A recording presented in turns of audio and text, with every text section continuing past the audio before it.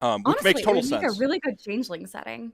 It's so cool, and a lot of these, like the horror stories I've incorporated into like just sort of like meta, like just sort of like the landscape of where the adventure is taking place. Like obviously the characters really want to like go investigate, some of the stuff I bring up. Sure, go to town. That's why it's there. But most of the stuff is based off of like existing like urban legend in Milwaukee, and it's the kind of stuff that like I just like find utterly fascinating. But of course that's Milwaukee by day. This is Milwaukee Any by night. does. Yeah, look at Ooh. that. Look at that. Look at that transition. Yeah. Um, I am, of course, the magical Mr. Mephisto, the most dangerous man in the best storyteller in Vampire the Masquerade. Sorry, that's my old AOS pitch. I don't make AOS content anymore, except for on Thursdays at 7 p.m. Central on Twitch. If you want to cross-pollinate nerddoms, I will be your storyteller this evening. I love the city of Milwaukee, and more than the city of Milwaukee, I love telling stories, especially spooky ones. So we're gonna dive right into that. But first, we're gonna introduce the cast real quick. Maybe do a quick reset of last week, and then we'll jump right in. Calling tonight Part 5, Blood Money. Or, sorry, Blood.Politics. Was close. Just one word. As everyone knows, of course, my adventures all have, like, some sort of song reference to them. And they're not necessarily, like, prescriptive or descriptive of the adventure you're about to go on to. It's usually, like, a song that was stuck in my head when I woke up that day and I titled the adventure or something I was listening to. This was, of course, me listening to Hood Politics by the best current rapper, Kendrick Lamar. Not to be confused with the best like rap group of all time, Wu-Tang Clan, or the best current duo, Run the Jewels. But just see, it's Hood. It's reference to Hood Politics, Kendrick Lamar. You made a mistake, GQ. Coming for you. No. Sorry. The party. Starting with list. What was that? And he's on a watch list. Yeah, now I'm on the now I'm like everyone hates me. Unsubbed, we just lost the two of them. Anyway, Abby, how's it going tonight? Howdy, howdy, it's me, your local mischievous Nosferatu Pixie Pix, whatever you want to call her, pain in the ass.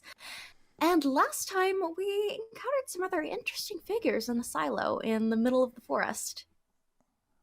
And one particularly conniving elder who Pixie is going to have some words with. Elder Ancilla, whatever he is. He's older and he's not exactly honest, but he has some info that she wants to get a clarification on. Interesting. Charlotte, how's it going this evening? Hi, I'm doing well. How are you? Living the dream. Not my dream, but certainly a dream. Yeah, dreams, nightmares, kind of blend in They together after a while. They do. Right. Especially when you're an insomniac. It gives you a superpower where like those dreams and realities do blend together, and they make you a really good writer. But sometimes they make you bad at everything else. But you're awesome at everything. You've helped design some of our ambient music, a lot of our artwork that we use, and so on and so forth. So maybe if people want to follow you on Twitter and you want to introduce your character, kind of go into some of that. Don't tell me what to do. Stop railroading me. Sorry, railroad. Right, tonight is the railroad adventure, as it has become known colloquially in our sort of behind the scenes on Discord. Speaking of ambient music. Hey, yeah, I am Charlotte. For those of you who do not know me, you can find me on the internets at Foxfire22, where I've been kind of quiet over the last week or two. Yeah, I'm playing Elizabeth tonight, as I have for the last 4 evenings that we've been playing, and we are going to tell some secrets. Oh my. And Scott, how would you introduce yourself? My name is Scott. I'll be reprising my role as Ben Sahar, doing Tremere business and Tremere things, and possibly finding more spooky trees to fill up my time. Right. Pixie, get the axe. We need to wake up Nails for that first. I mean, maybe drag Nails' body to the tree and see what that does. Oh no.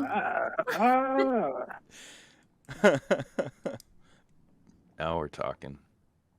All right. Sam, how's it going, my friend? Doing well. How are you? I'm going to be playing Cass, the resident Malkavian. Turns out Cass has silver bullets, so he won't need a car. Well. Got that 30-pack of Coors Light. That's right. Owned by Miller, the Milwaukee company. Miller Coors. Yeah. And last but not least, the man with no name, Ty Brannigan. How's it going, Ty? It's going well. I am excited to be back for another evening as Salvatore, everyone's favorite Hecata. And unlike Salvatore, I still have my left arm. Did you lose your left arm already? I mean, maybe. Spoilers. Where was I? Well, Planning on it. I mean, Ben threatened. I was about to, then I didn't, but maybe I will. I don't know. We'll see where things go. I was going to railroad the whole party and do a 3-night time skip for transparency's sake. But then we were having some conversations behind the scene. I'm like, you know what? We should just role play through this. I still have my left hand. Yeah, I kind of said like going into this that I understand like actual plays are, you know, categorically like they kind of got their shtick and their momentum to them, but my priority would always be the party and running a good game for my party, and hopefully the entertainment aspect for the audience, you know, sort of percolates through or trickles through, or whatever, you know, metaphor or euphemism you want to use. So party first. There was enough kind of going on in those. I'm like, you know, this is just going to be better served role playing. So I'm going to actually sort of start with just sort of like some behind the scenes as the party sort of was splitting up from last week, sort of reporting to Decker and receiving their honorary or trial citizenship, as it were, and to just kind of reset slightly for folks who are new to Milwaukee by night. Citizenship in Milwaukee is a little bit closer to, you know, Starship Troopers. You know, there are kindred and there are citizens, and the party are now. Well, I don't know if we're calling them a coterie yet. Are we a coterie after filling up the exposition gauge after 4 of the longest single night ever? Tentative coterie. We'll see how these next 3 nights go. Yeah, tentative is all right. The paperwork's been filed for official coterie ship. Yeah, it's like the coterie first date. Like, we've recognized that, like, you know, we got some good dynamics going on. Maybe we should see if we have some more chemistry than, like, you know, all fury and rage on each other. Yeah, boomer joke incoming. I don't know Tinder, but you swiped in the relevant direction, but now you got to actually go to the date, and you're like, and you've got your friend, like, you're like, okay, if I like, you know, text just like a random letter, I want you to like call me and pretend that I need to leave. Like, and you've got the whole like safety net set up, you know, you've got a code word with the bartender in case the person's sketch, the whole 9. Got it. I have to sign that up with my sire. So speaking of, one of the things that did happen as the party was sort of like filtering out, heading back to their respective havens and whatnot, is Pix received a pretty classical message. One of the more common ways Milwaukee citizens, in particularly the Nosferatu, who tend to operate a little bit as a wing of information transferring and gathering for Decker himself.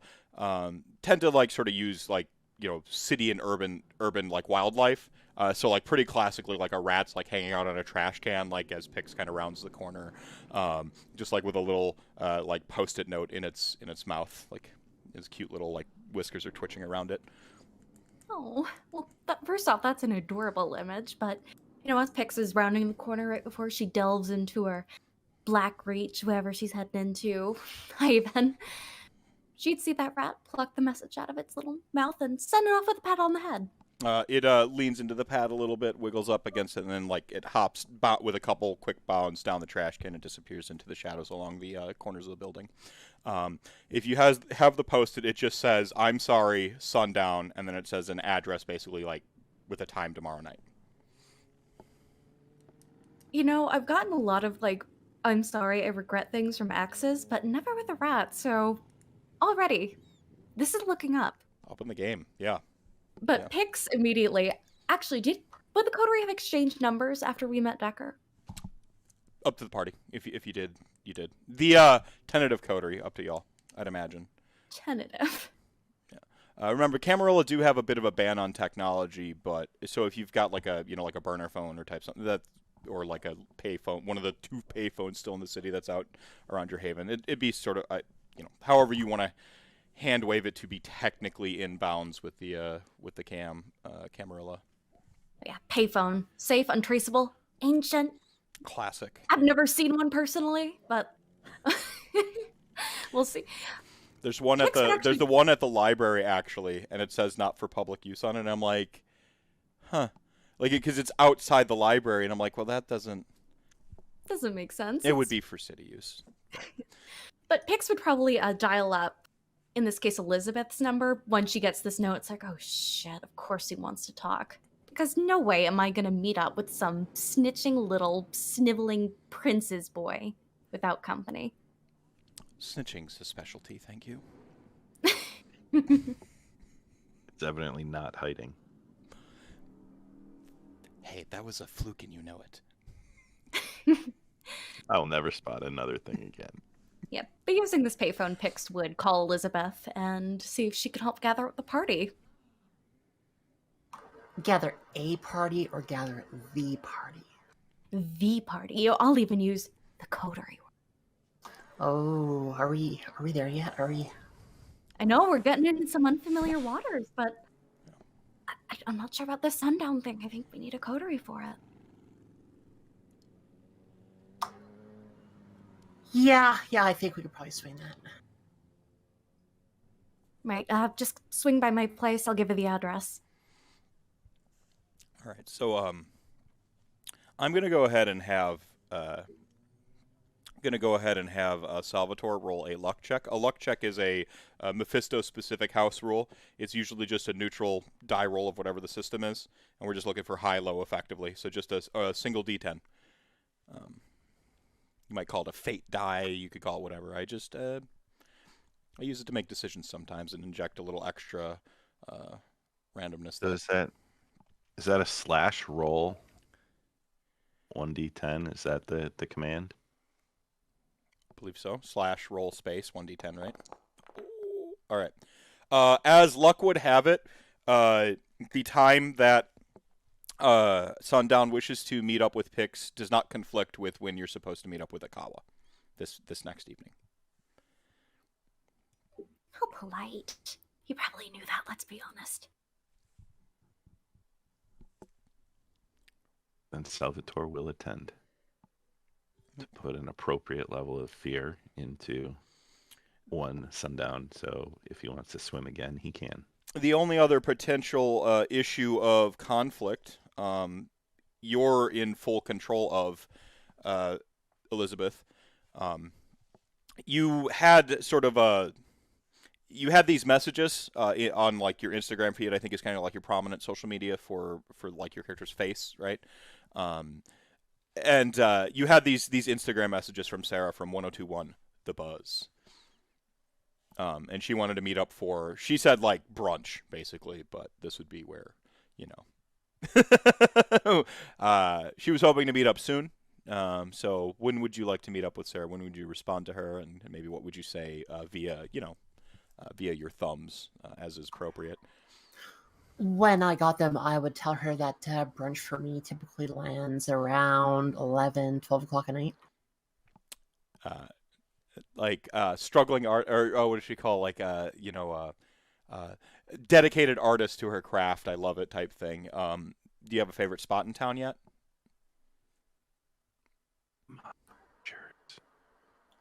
What was that? Ma Fisher's. It's near the Marquette campus. It's like a classic. Are they greasy open spoon. that late at night? Yeah. You close they're the open bar and late. you go to Ma Fisher's. It's the Yeah. best. And in many a night I don't remember at Ma Fisher's. It's great. Sorry.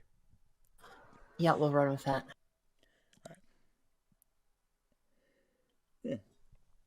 Oh, I love Ma Fisher's. Man, their desserts are great. What about did Pix get a hold of Sundown, true to his moniker, wishes to meet shortly after sundown. Early bird, so to speak. Gotcha. So we'll be able to take care of all that without kind of clogging up the timeline. I think so, yeah. So sundown's looking to, I mean, you're in spring yet, kind of early clutches of spring, right? The second winter might be coming. We don't know yet in Wisconsin. You're looking at sundown. Came here today. Yeah, we've had second winter all last week.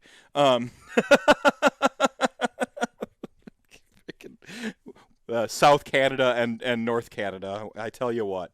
That's where I should have dropped an ope in there, get some folks used to the cadence. Your sundown's probably looking around like 6-ish, 6:30, about this point. So. All right, then if that's the case, yeah, I guess it would be a little bit. It would be darker earlier, so I would tell her that brunch was like maybe say 10 or 11, not as late in the evening. All right, so like 10, 11 p.m. All right. Yeah. All right. Because technically I can get up an hour before sundown. You can, yeah. Also, at your level of humanity, you don't detect to werewolves as having the taint of the worm either. Oh, nice. So. Take that, suckers. Must be nice.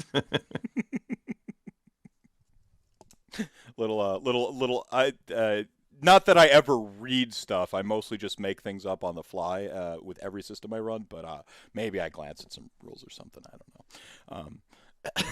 Between sessions. So you kind of got like a little bit of a brunch. You send back 10, 11. She's like, well, how about we shoot the gap? 10:30. Sounds good. I will see you there. All right, 10:30, Ma Fishers. So you've got a brunch engagement.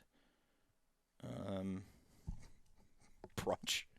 And then we're meeting with Sundown firstly, and then Akawa. I'd imagine the Akawa thing lands around midnight-ish. Seems more Akawa style.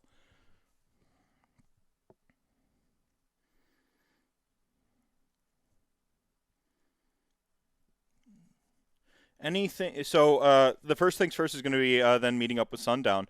Sundown has an address. It's sort of would be in one of the older would be in one of the older sections of downtown, which starts to head towards the docks, starts to head towards the old pier. Basically, one of the areas of sort of higher urban decay. During the first adventure, I think it might have been off stream or after stream, I talked about how I used to go to these punk shows in Milwaukee where there'd be like, you're not sure if the band is there for like legally or if they're squatting, but they'd like be powering the amps with like little like jury rigged wires running out to their vans, or like stealing power with a couple extension cords from like the next building over. And they'd be like, this is actually where I met my sister Mariah for the first time, was at one of these shows. Bring your own crew, bring your own bouncer sort of thing, and you're not punk, you're not hardcore until you've crawled over a mattress through a broken window to get into one of them. That's the kind of area where these punk shows kind of go. That's the kind of area where Sundown's sending the party to. Sounds perfectly Nosferatu to me. Yeah, I mean you've got an old rail yard that you can really get lost in if you need to make a quick escape. There's a number of abandoned warehouses. A couple of them are being like sort of remodeled, and they're trying to do some urban renewal. Like the hipsters are coming in, and making art galleries out of old decayed buildings and stuff, and that whole shtick is occurring. But the deeper you go and the closer you head sort of southeast, the more you end up in these sort of like these little factory ghost towns that sort of pockmark all of Milwaukee's, especially Lakeside. So,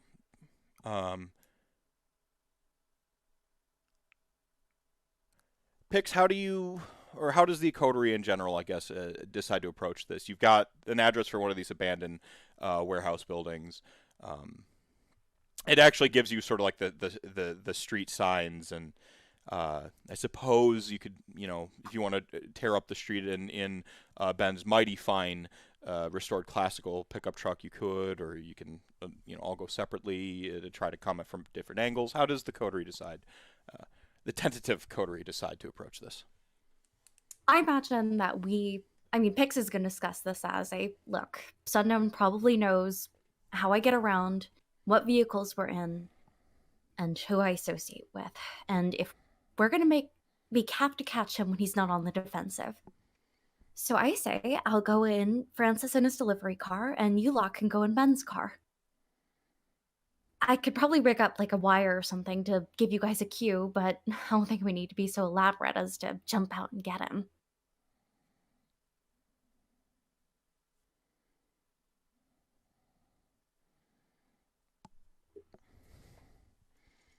I'll stay back and look inconspicuous. I think that's one of your many talents, aside from wandering off into the ghost zone.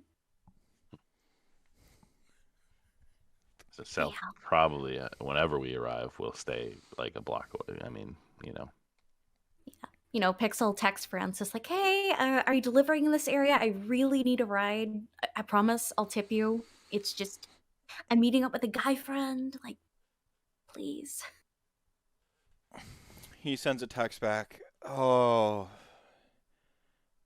it's not another Grave War show, is it?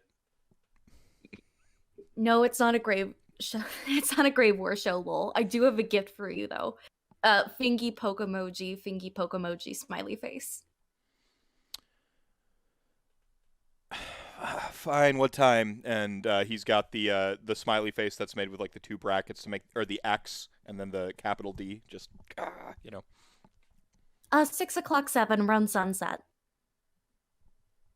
This is starting to become a pattern. He says, "I'll be there. I'll be there when I can." You're the best. Heart emoji, sparkle.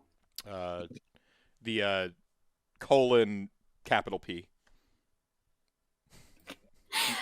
Primer P. Little bit of a boomer.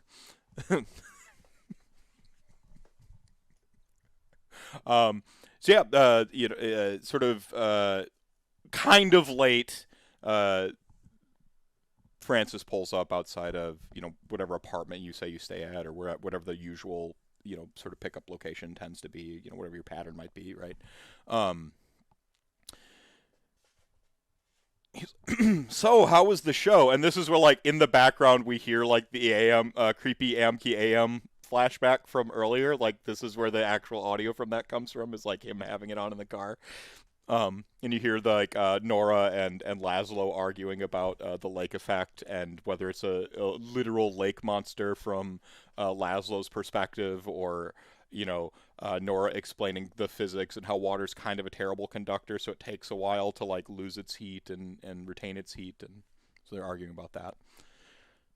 Oh, it was, it's not usually my kind of music, but I really enjoyed it. You were right about Athena. She's really got a unique voice. And speaking of, as she, steps into the car, buckles herself, and she's going to pull out that signed chapstick from Nails and say, for you, my best friend of 3.5 months. I fucking told you it was spelled with a K! And he just like loses his, this is awesome! Did you meet him? Did you meet him? Did you told him I liked them, right? I did. I even told him that you were his biggest fan. Fuck yeah. Yeah. Was Athena cool? Was she like just everything? She was so cool, so humble. Like, you wouldn't believe it. Like, honestly, like, she even agreed to an interview after with like I'm friends with like some journalists. Like, they're actually like going to be following us in a car and stuff. But like, we're just pursuing people for the story. In fact, the guy that I'm going to go see, he's kind of an associate, like, friend of a friend, but I'll see if I can get some merch from him. Damn, you haven't been here. Hey, you're already hooking up all the connections. Shit, I just deliver pizzas. Francis, you're more than that.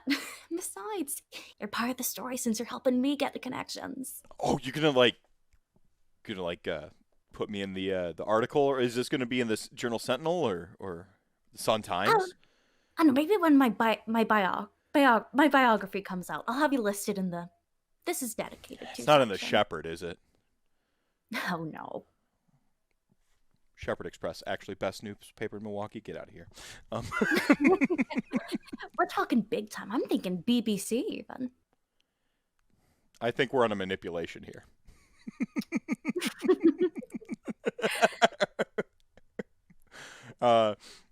Manipulation, not quite subterfuge. What would it? I'll allow let's you to see. opt toward your. Of course, I closed my books when I rebooted during the technical difficulties today. There we go.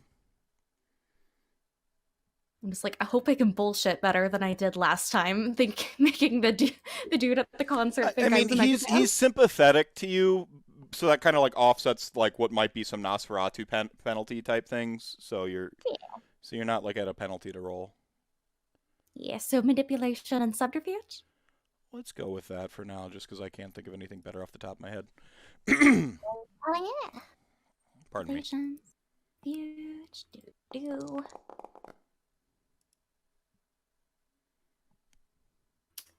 That's only one success. All right, stop bullshitting me, he says. Look, you had me going there for a minute.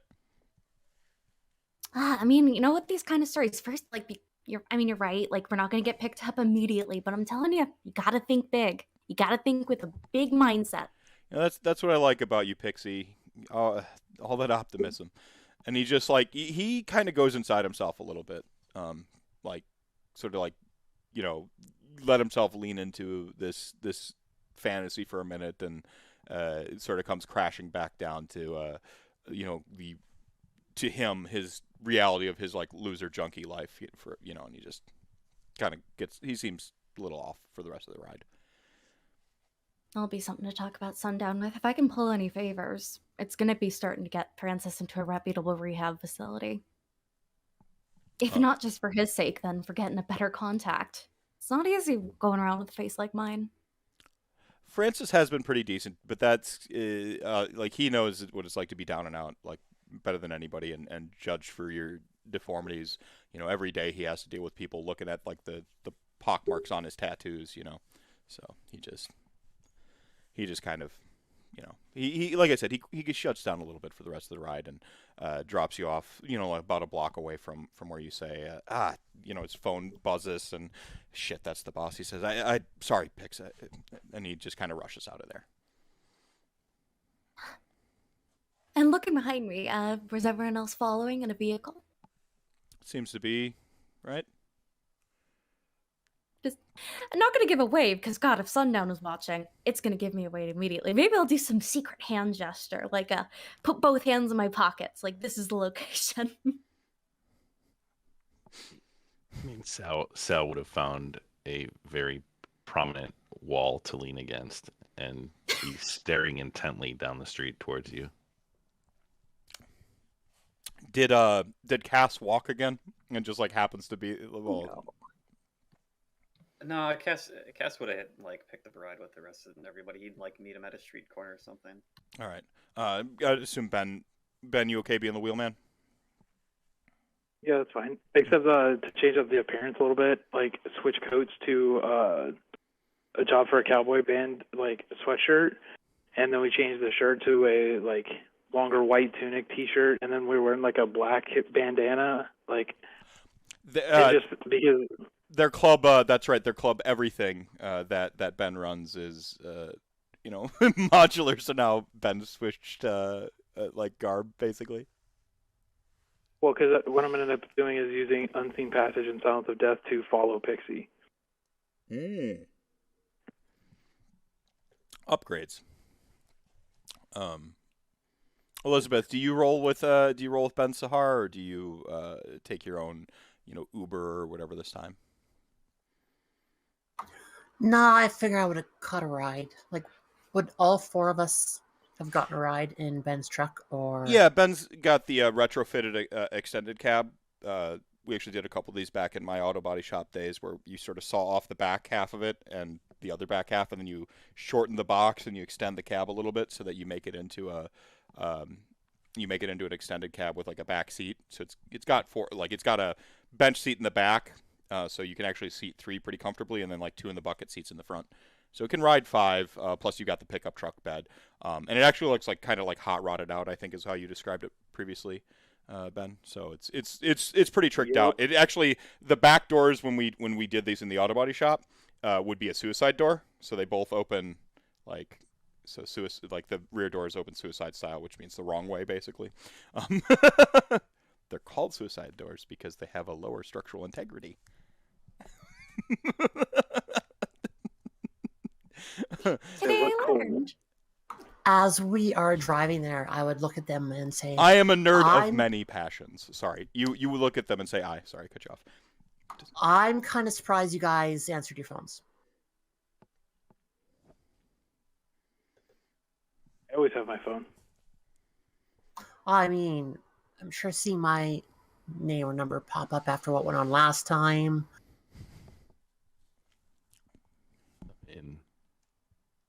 I don't really have much else to do this evening. Wait, what happened last time? Well, werewolves and bodies and annoying vampires, which we're apparently going to go see again. Honestly, I just came because I thought maybe I get to rough them up again. The highlight of the week.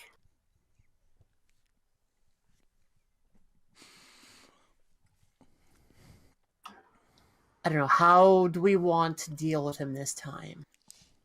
I mean, since we last left a really good impression on him, we've set the bar. Well, last time we had him too, we learned that he was a traitor of some sort. On top of what he did to Pixie.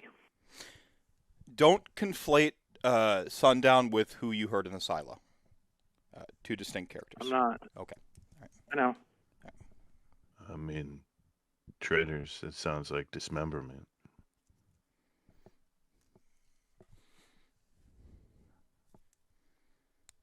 I guess that's not technically killing him. I mean, Nosferatu's limbs grow back, don't they? All vampire limbs grow back eventually.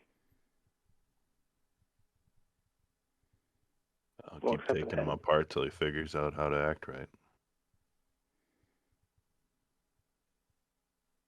Every time Sal talks, he reminds me of the guy that's giving you bad news. Like, well, I guess you could get fucked up. Somewhere silently Pix is gonna regret not adding the "we are not going to be violent" to the group memo. Yeah, that was not in tonight's contract. Forever. Salvatore has a permanent violence clause in any agreement he makes. I mean, being a monster has kind of happened. Castle just say something. Let's just let the rat run through his maze until he gets tired. Or he can't run because Sal broke his legs. I'll leave him one. Either way, this should be interesting.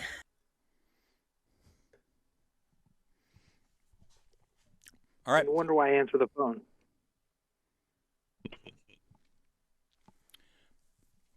All right. So Ben sort of chooses to follow Pix obfuscated with Silence of the Dead. So basically, apart from some solid auspexing, virtually undetectable. Which is pretty solid. Cass just kind of like gonna head with Pixie. Is Pixie gonna head ahead alone and have the coterie come, the tentative coterie come on a delay? Does she have some orders for them, perhaps? Does she have an idea of how she'd like to approach the situation? Because it sounds like violence may ensue. Well, we're not gonna kill him, first off, but I say give me about 3 minutes to get him comfortable, get him talking, and then y'all can walk in and we can put the real pressure on him. We just need him to think I'm just some poor little neonate coming to question him about why you betrayed me to big ol' scary Decker, and then next thing you know, we'll have him in a nice comfy spot where y'all can pounce on him with questions.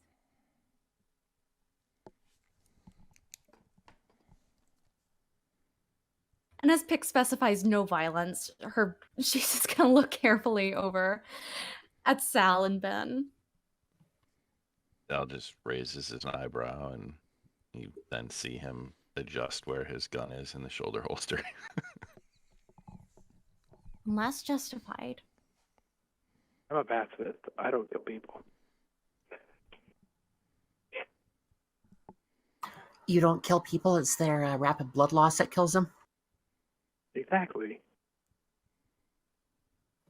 See, she gets it. Well, at the very least, let's hope words work wonders. Otherwise, we're going to have a much bigger problem than just Athena's going missing on our hands.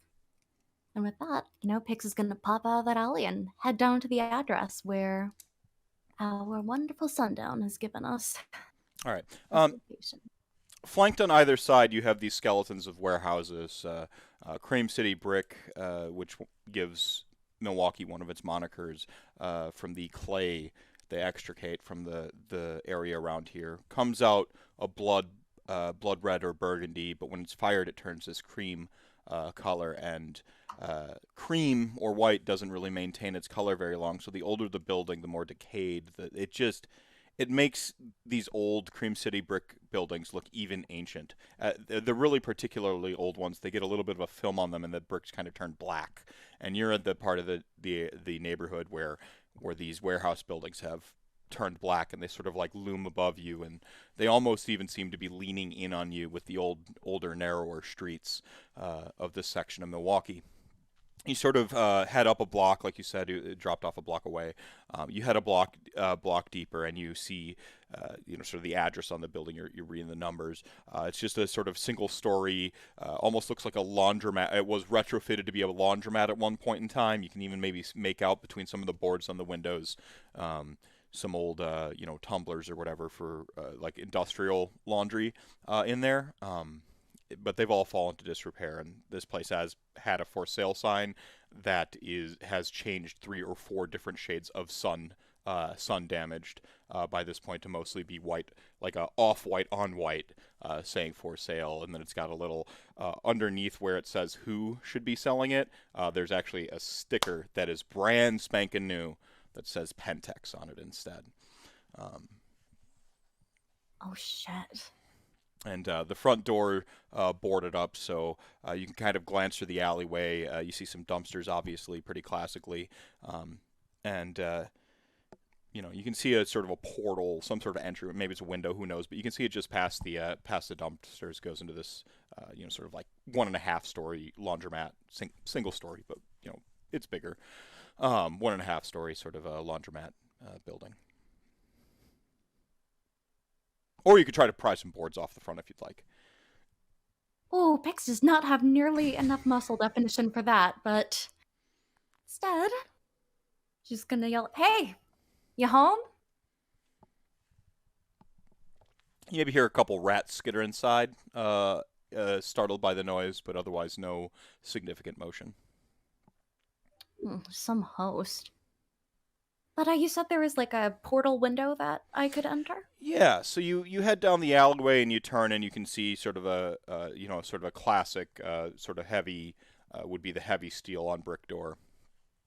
It's doesn't even have like a doorknob or a handle. It would just have a padlock on the outside, but that bracket has long since rusted off.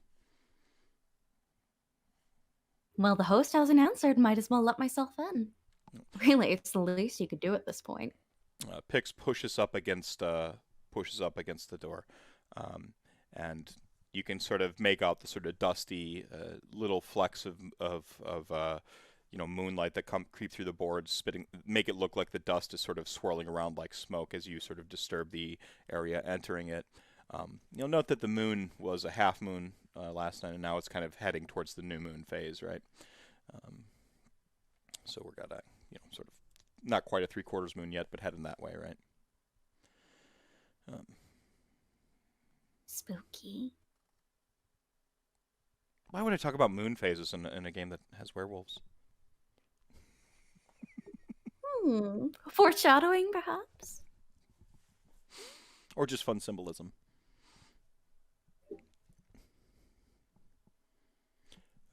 So you enter. You don't see any sign of Sundown initially.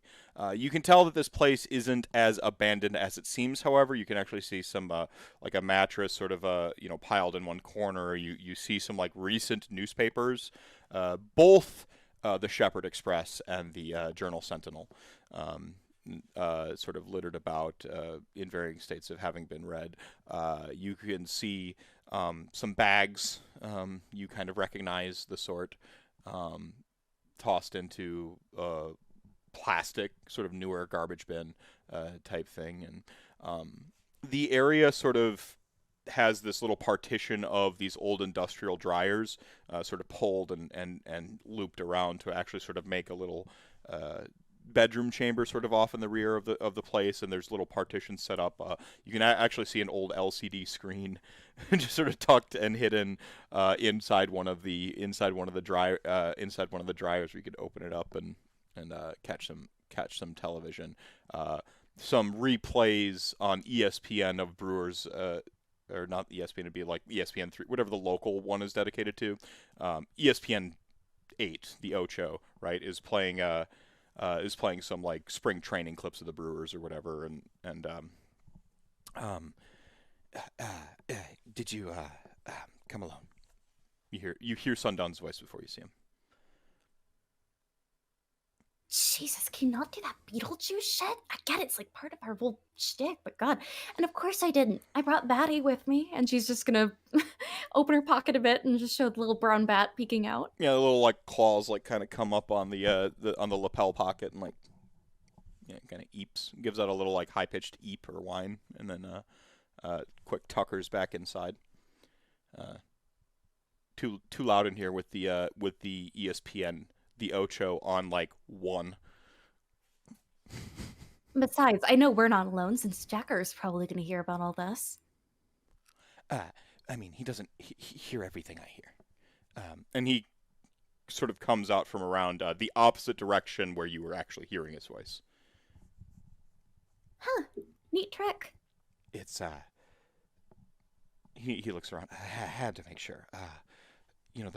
The curse and everything, it didn't sit right with my organs. I'm just shitting you, Sundown. Look, I get the need for secrecy and all that stuff, but why sell me out? I normally I'd ask how you're doing, but come on, man. In my defense, I wasn't selling you out.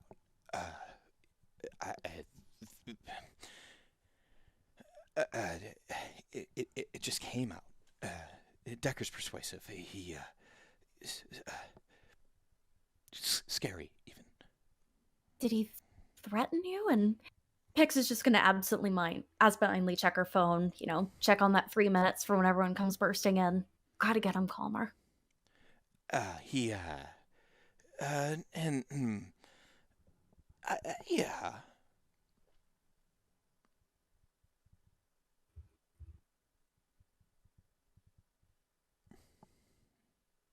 Did he threaten you?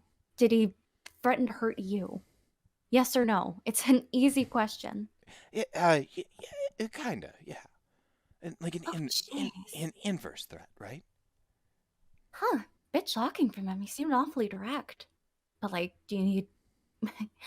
I mean, maybe it's just the clan thing, but you always got my place to crash out if you feel like he's gonna do something to you, which, by the way, looks like your place is being sold.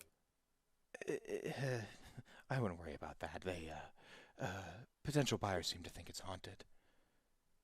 Haunted? I'd have no idea why. Pix is just gonna give him a sly little wink. He, just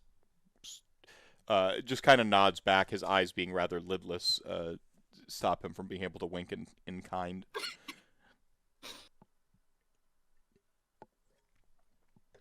Look, for what it's worth, being on Decker's good side it's very good for someone like me. Fair. Did you do it during citizenship? Because, God, the whole Athena thing only earned my coterie citizenship. I knew you could take care of yourself. But information is the only commodity I have to stay on the right side of citizenship. You see, I can't fight a lupine. Vix is just gonna shrug and lift up her little bony arms. I mean, neither can I. Apparently, you're good at making friends and tracking them. And he just kind of looks a different direction. I wouldn't say that. Luck is a skill in some places too. Sometimes you do get lucky. Although I have to admit, having that kind of info, it's pretty powerful. Wouldn't mind knowing some of it myself. I sense you think that I owe you something. No, me? What could I ask from you, a powerful citizen of Milwaukee? No, what I'm asking is that maybe, just maybe we can make a truce, you and me. Let bygones be bygones, so to speak. After all, there's the saying, 2 sets of years are better than 1.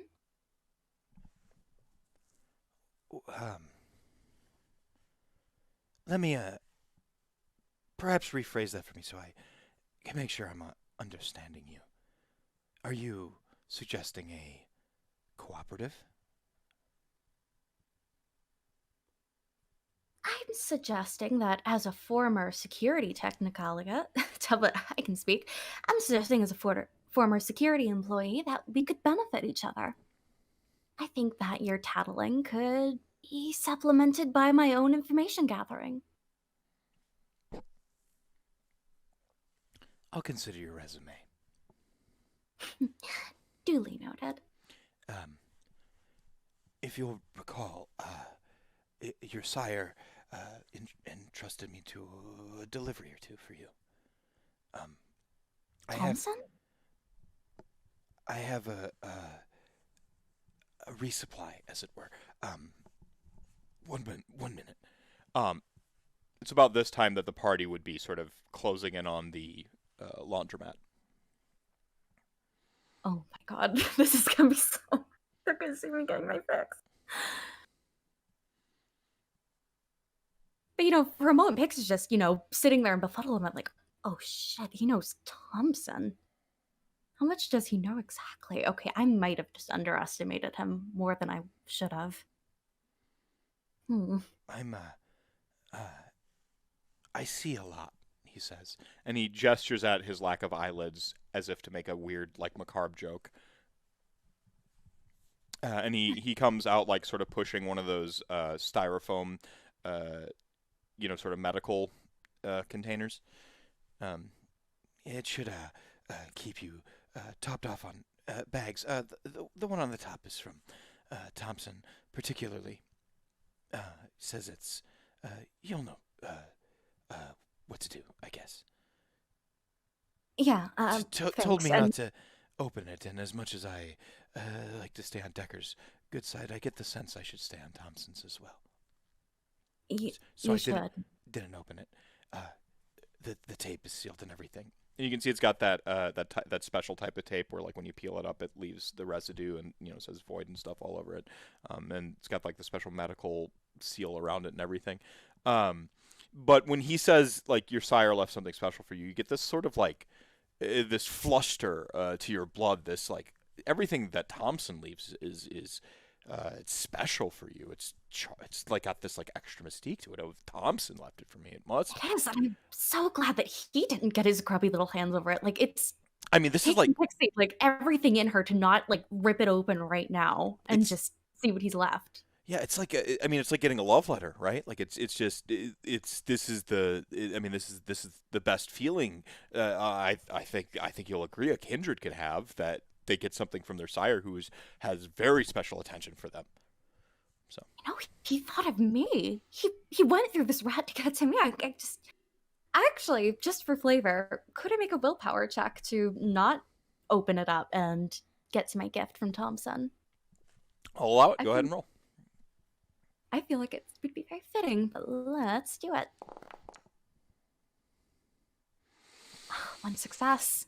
I don't think that's enough to resist I'd have to do doing some quick math in my head with what I understand about how great of a sire Thompson is. I don't think that's enough to resist.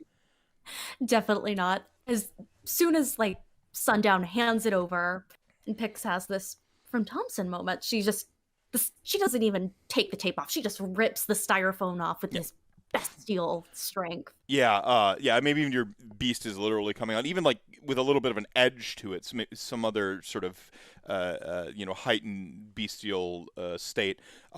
You tear it open right on top. You see a handful, about a half a dozen blood packs to sort of put in your fridge, and right on top you see like from Thompson and one of the like written on one of these blood packs, and that blood looks particularly enticing. It irresistible right now. This is a gift from your sire. This is his love letter to you. I mean, oh my god, the Persepolis moment's so cool. But just holding it like the ambrosia that it is, Pix is just, admiring it, like almost like for an inordinate amount of time. And I personally imagine that the coterie is gonna walk in on this moment. I think the coterie walks in right as you sort of like, maybe rip the top off of it or however Pix would go about this. Oh, not even the straw formality, just ripping open the bag itself, getting at that scarlet ambrosia. All right. The party comes in on this scene right as you see Sundown sort of, couple paces, well, about a single pace away from Pix. She has this styrofoam medical case down forward that they would use for like organ transfer and stuff like that. It's got they'd use it for transporting medical packs in it. So you see some of these blood bags in it, and then you see her tearing open this one bag and just like sort of immediately like an ecto cooler, just ripped right out of the 90s, like in getting at this scarlet ambrosia, this divine vitae. Sundown, not even really registering this bestial display, looks past and just goes, shit. Elizabeth, like Pix is just, like coming out of this high of consuming Thompson's Vita. Just, hey, wasn't expecting to see you in this part of town. Well, don't mind us. Do what you gotta do. Yeah. Shit, sorry, Sundown. Must have forgot to turn my tracker off my phone or something. Sorry. Sundown's like already sort of like gotten his back up against the wall. So has Sal joined? Does someone kick in the door? Does everyone kind of filter in the one door? How does the coterie enter in this scene? Where does Ben play into all this? Well, Ben's been in. I just flipped in right behind her. Yeah. And I've been like walking slowly behind him. I think in this case, if you so will it, on account of it being your obfuscate, we've got our arms crossed right here. You could maybe uncross them and he can back right into you, where his exit door would be that he's heading for. It'd be a door that kind of heads into the bowels of this. Like I said, this is like industrial laundromat type thing. Your call. You would have had agency to react, but we were in the scene, Yeah, if he's going to back up towards the wall, I would just back up behind him and basically let he could bump into me. All right. So he's backing up saying, oh shit, we got like, I think Elizabeth sort of in the foreground, right in the direct vicinity of Pix, maybe Cass and Salvatore lingering in the doorway. And then, we get this like, oh shit from Sundown. And then, oh shit. And like, he doesn't even look back. He starts counting. Like, at least it's not the violent one. Hello, Ben. You're in my personal bubble. Apologies. He steps forward and takes a look at the door that you are very directly between. Someone didn't show up for their swim lesson. Look, there's no bodies of water near here, so my curse is safe. You'd have to go at least 3 blocks to Lake Michigan. You wouldn't. Oh, come along now. We're guests. Let's be polite. Besides, Sundown, I got friends, and I have friends who have lots of ears and eyes and lots of places. So come on, let's just have a friendly chat. You, me, and this lovely group of kindred. Well, I don't have what we call in the business leverage. I have, as established, my currency is information. So how much information will it cost us to forget about the park and this evening? You saying you don't want Decker to hear about what happened at the park? Oh, Decker already knows. I'm just saying, we forget water under the bridge. See, because And he's water. the bridge and just to let our bygones be from last night and develop a professional relationship going forward. Remember, I've accepted your resume and everything. Of course. So I can speak for myself. It's all, as you put it, water under the bridge, but I can't answer for the rest of my good fellows here. And I Pix don't will just work with lean back. rats. I thought there was a curse involved with the bridge. it turns out I'm cured. In order to be cured from ancient Russian Strigoi curse, you just have to be tossed into specifically the Milwaukee River by an oafish necromancer brute. Who knew it was that specific?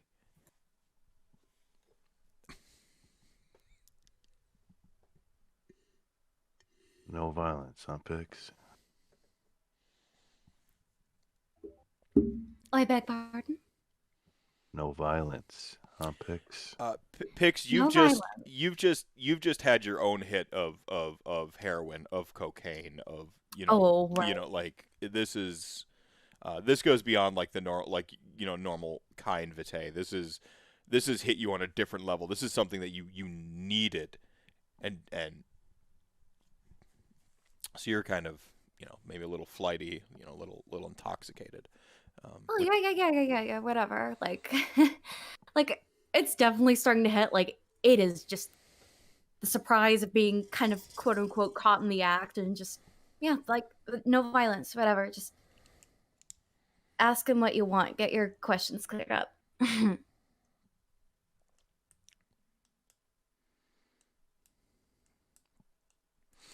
Or, I mean, you know where my haven is, and you could leave now, at least one of them anyway. Maybe there's someone you're looking for, or someone you'd like me to look for. Perhaps you'd like to know a secret about somebody in town. I know many secrets. Whatever it'll take to be your friends. You know what? Let's not consider this interaction. Let's consider this the beginning of a beautiful friendship. Or the end of one. And he looks back at Ben.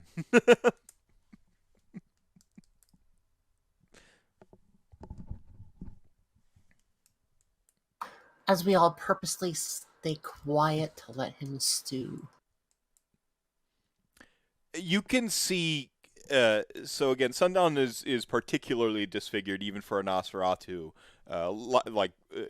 I think I compared Sundown to like an alien gray, from like cryptid mythos from before, like just emaciated looking.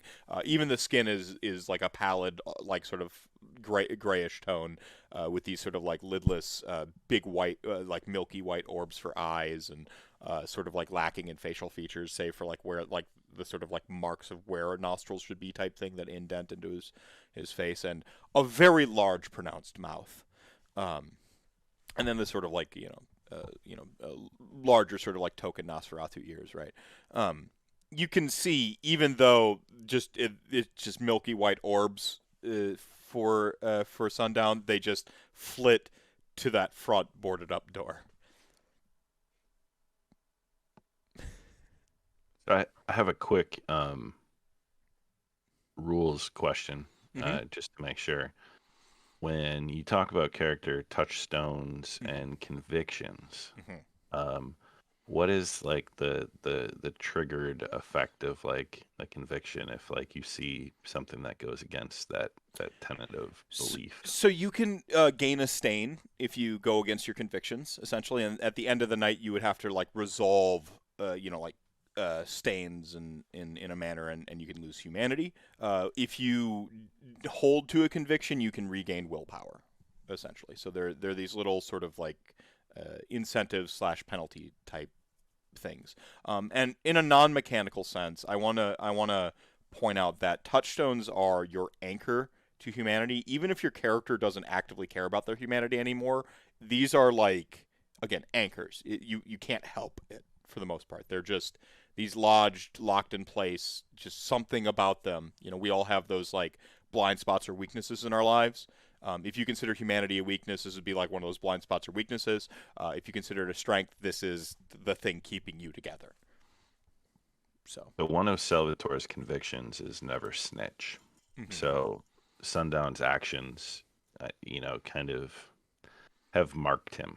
So Salvatore is remembering this address and maybe paying another visit here with. Are you telling me the mafioso leg breaker literally believes snitches get stitches as like a core of their being thing? Yes. Wonderful. All right. Never snitch. So I feel like on like kind of like a primal level, you dislike Sundown. But like Sundown, it's not like you're gonna gain a stain if you let Sundown live, or like you're gonna get willpower if you hurt Sundown. It might feel really good if you hurt Sundown, though.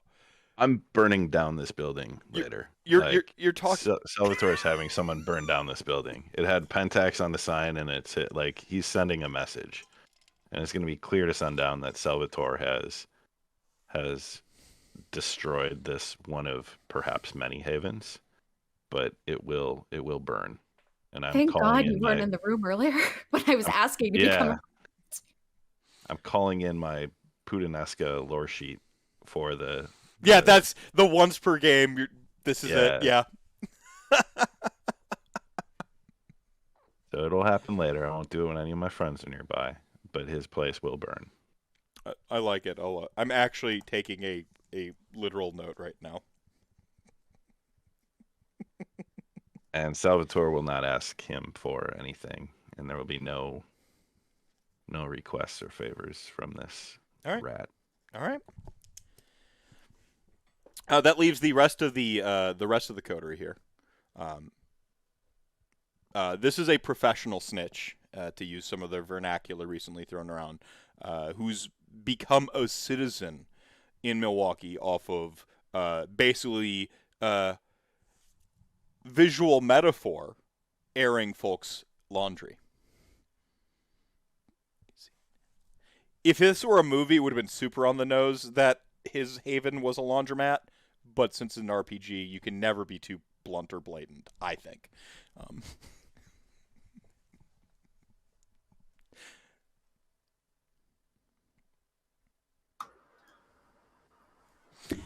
The reasonable one, yes. Ma'am, miss. So, I'm sure it goes without saying that anything that you're gonna catch wind of, we cannot trust that it will stay confidential, correct? Like, no double talk, yes, no. Yes, I have many clients. So the price for you doing that is to also help us out, correct? I'm going to need you to clarify the terms. You're going to pass information on us to others, regardless of what we say or do to you, save for a few select acts, which our friend back there is more than happy to help provide. So, leaving you to do that, I feel would earn us some recompense in this. Kinda, we let you keep scratching your back while you scratch ours. Is that how that would go? I think You know that's, what I mean. I think that's an accord. Yeah, are you saying that maybe for the next week or so, things I pass on to Decker, I also pass on to you? I mean, that could be beneficial. I am thinking more along the lines of, as you said earlier, tracking down a certain someone. Oh, see, that's... Or certain someones. Not everyone's valued the same. You're going to need to be specific. Specifically, we are wanting to find Athena. As far as we know, she is still missing after the concert the other night. I've not heard of her since last night. I lost tabs myself. But if she does spring back up on your radar, you'll be sure to tell us? Oh, you'll be the first to know. Excellent. Now, there was one other person. And with that, I will kind of look at Cass and ask him to give a description of whatever he can of the mysterious third party in the silo. You're talking about the the Nosferatu one? Yeah. All right, Cass will rattle off the description. Bald. You mean Christian? No, you didn't see. Wait, do you say that this person was linked to Athena in any way, or you're just looking for them? Just looking for him. Okay, perfect. Let me rewind a minute. Oh, Christian. Everyone knows Christian. Wait, you don't know Christian? I suppose you don't. And he just kind of like waves back at Ben. And you most certainly don't. You have no manners. If Pix wasn't high right now, she'd probably be giggling, but she's just nodding back.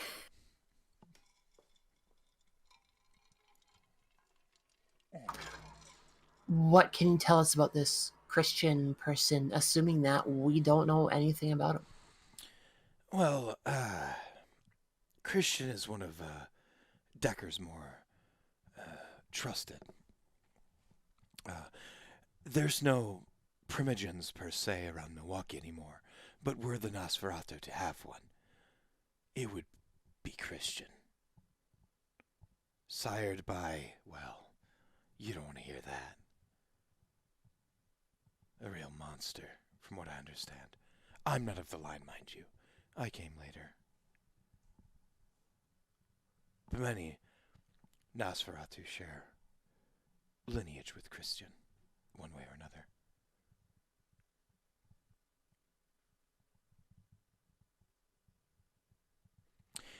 Decker's, one of Decker's go-tos for less desirable jobs, as it were.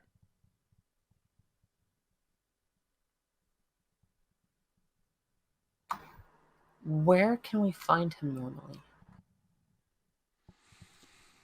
He's an elusive one, but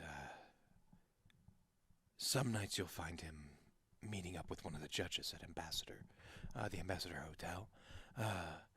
Others, you might find him lurking around the Riverwalk. On the rare ones, you'll find him at the Sabbatical. He, I suppose when you grew up in the 80s punk rock scene, you never really leave it, do you? I wouldn't know. many would. Why don't you go ahead and roll a charisma or manipulation? I think you're being a little bit more like assertive in this moment, not so much manipulative, but I think you're kind of like controlling the vibe. So go ahead and roll a charisma and gosh darn it, where did my character sheets go?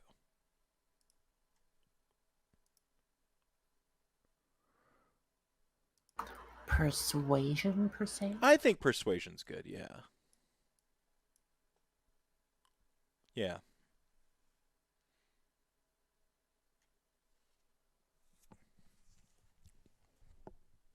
And this will be opposed because he's a little bit of a weasel.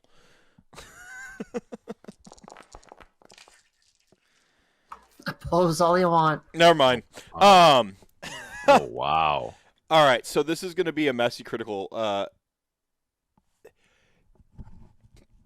It was my intent that y'all handled your hunger in between nights, but we haven't dealt with that yet, so we'll go with this. Your beast comes out in this moment. So how does Elizabeth's beast charismatically impose itself on this scene to sort of really sort of take over the conversation here with this, for lack of a better term, this very weaselly Nosferatu? This snitch, this professional I got, snitch. 1 point of hunger, and this comes out now. I know, isn't it great? I love Hunger Dice. I love V5 for this exact reason. This is why I couldn't be coaxed to go play V20. It was this one mechanic. Yeah, actually, it would make sense that I would still have my hunger. Yep.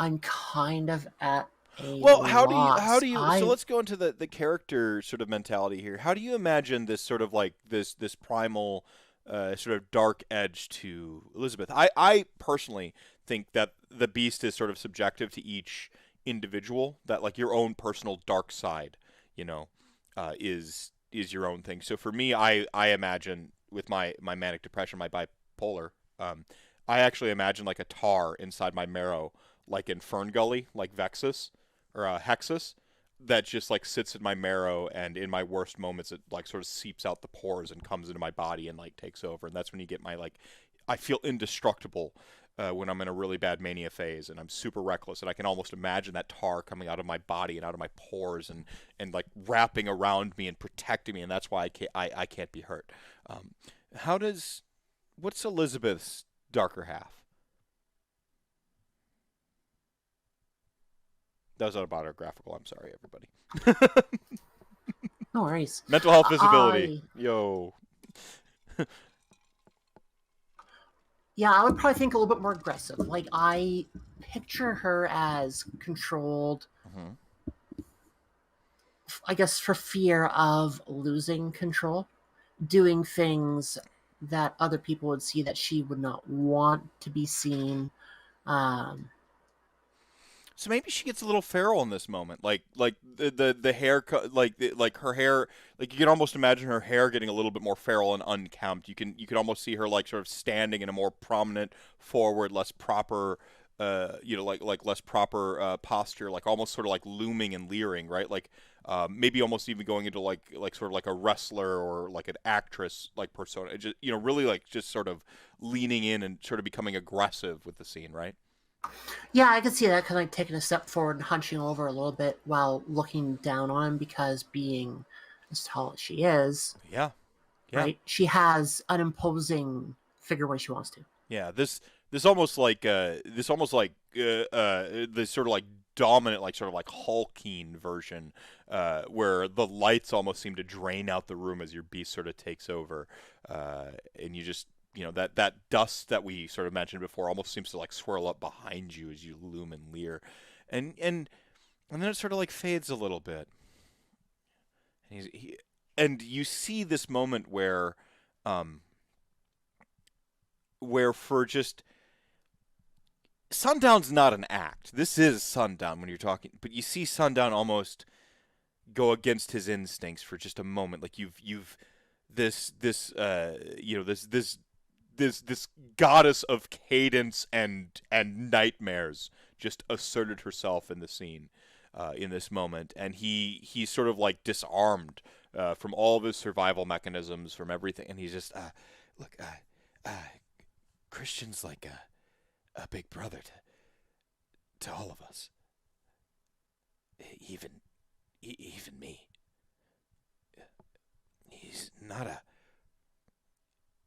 He's got probably more flaws than even me. He's not a good guy, but who among us these knights are, right? But he takes care of people.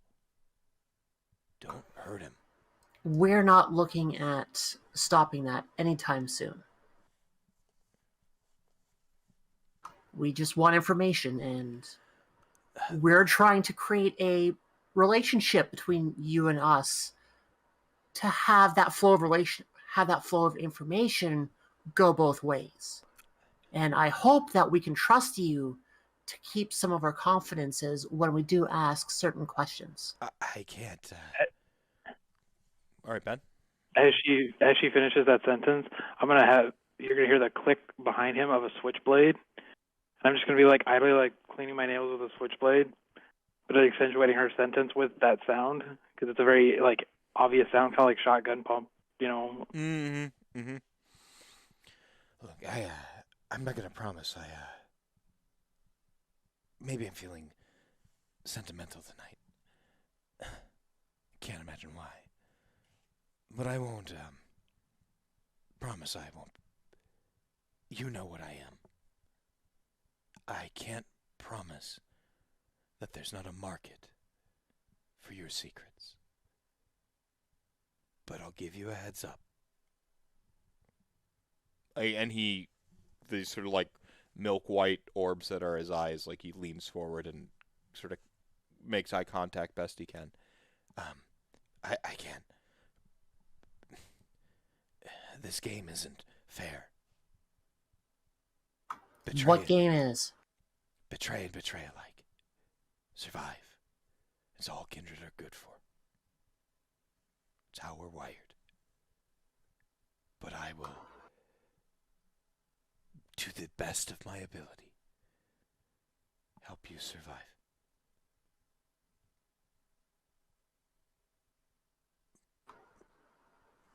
Do we believe him?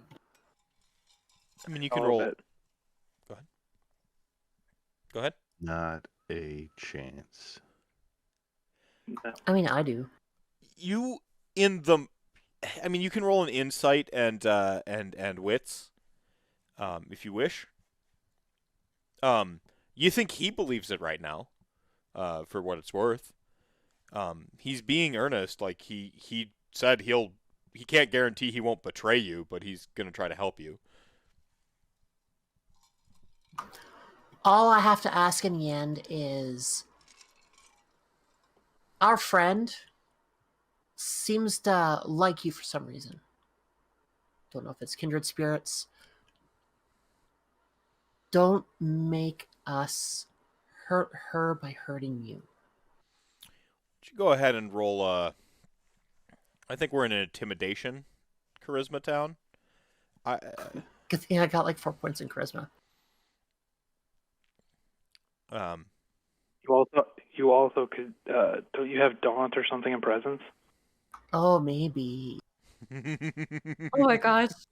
I love the emotional daggers. If Pix wasn't under the influence of just having renewed her blood bond right now, it would be so so good. I love You it. can also rouse your blood to get 2 more dice too. You could go to Pound Town on this. So, social combat is a thing in V5, which is awesome. You've basically moved into social combat territory right now, and you're attacking the willpower of this individual of Sundown. Yeah. All right, yeah, I'm going to use Daunt. Okay. Because it's free, Mhm. and I get to add the user's presence rating to any intimidation rolls. So in this case, I got presence of 2. I don't have any intimidation, but my you'd add charisma's 4. Yep, so you have 6 dice, and then you can at any time rouse your blood to essentially work out getting a +2 dice to your pool as well. And rousing would potentially make Add me a hunger. more hungry. Correct. I'm going to avoid doing that. Living on the 6 dice. All right, I like it. And you can spend a willpower to reroll 2 dice as well. As long as they aren't hunger day. Right. All right, now to figure out Also- how to do this again. Also, if you really want to work on this guy's loyalty as far as his trustworthiness, because we already know he's obviously full of shit a lot of the time, He owns it, okay? blood- That's what I personally enjoy about this character. you could blood bond him, Elizabeth. Yeah. No, I can't. I mean, could. I could, but I won't. Do you want to hurt Pixie that badly? She's literally tripping balls right now. Would you want to hurt her? That's the only way we can guarantee his safety. Or we could blood bond him to Pixie. I'm thinking about blood bonding him to that tree. God damn it, that tree! Sal, you're not supposed to talk about that right now. All right, I forget how to do this. How do I roll a discipline? Oh my gosh. I You're believe you. our Dawn you're our just had technology dice. queen. There's no roll. So sorry. It was something about clicking it on your sheet, wasn't it? Or a modifier? It's just adding dice to your dice pool.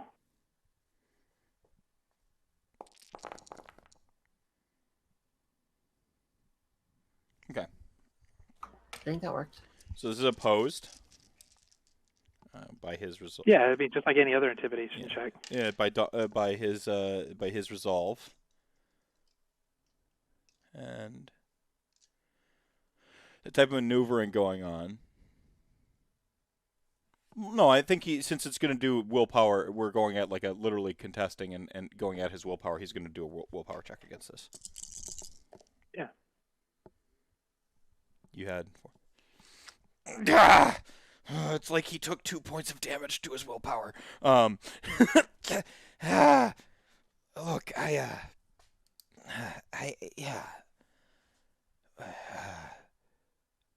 as far as I'm concerned, Pix is the safest of all of you, for a few reasons.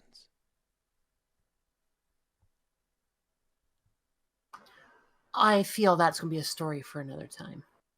It's not mine to tell. Without a price.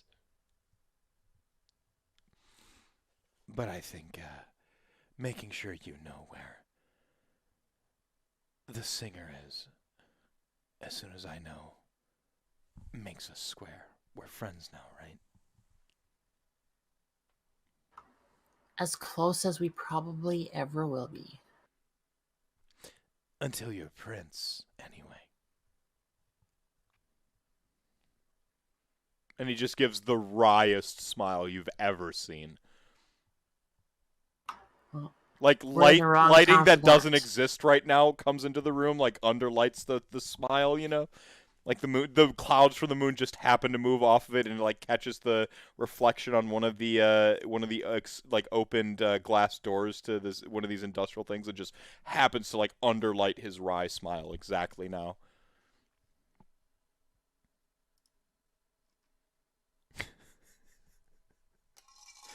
Yeah, emotional manipulation, Pound Town.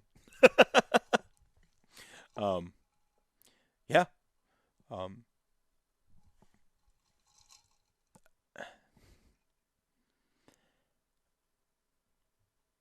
It's balls in the coterie's court. I'm going to take a step back towards the door now at this point. I mean, I'm unarmed, which is more than we can say for you.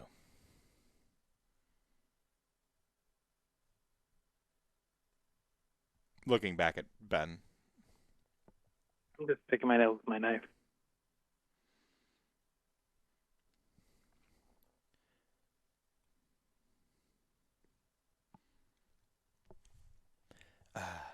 All right.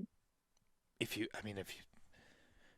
want to watch the highlights, he gestures, or perhaps you were leaving.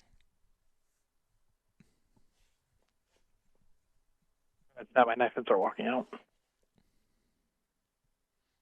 Yeah, I think Pix is gonna pick up that folks are leaving like a little late. Like the high has hit her at this point. Just the succulence of the blood bond. Like before she stumbles out the door, she's just gonna go up to Sundown, handsier than usual, just like peace and love, whatever.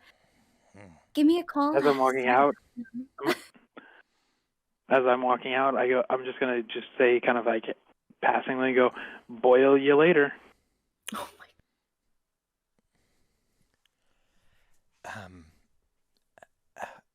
Pixie, As maybe Salvatore lingers in the doorway as everyone else filters out, I'd imagine. Who do you think is the last to leave the room? Cass, Salvatore? I mean, Pix is like here in this moment. Yeah, just handsy with him. I think when Ben and Elizabeth leave, Sal will just kind of shoot one more look at Sundown and kind of do the old tip the cap as he heads out, knowing full well he's coming back here with some people to burn this place down. All right, so Cass, you can roll a wits perception, a wits awareness. What's awareness? Mhm. All right. As Sundown grabs sort of Pix's shoulders in kind. Not quite a hug, not like an embrace, but like you kind of got your hands on his like shoulders or whatever, and he just kind of grabs you on the sides of the shoulders, and he's like, "Don't trust that one." Oh, what you mean, Thompson? Yeah, I mean Thompson. I mean he's the best. No, Trust him. no. Thompson's great. He's great. No, them. Knife man.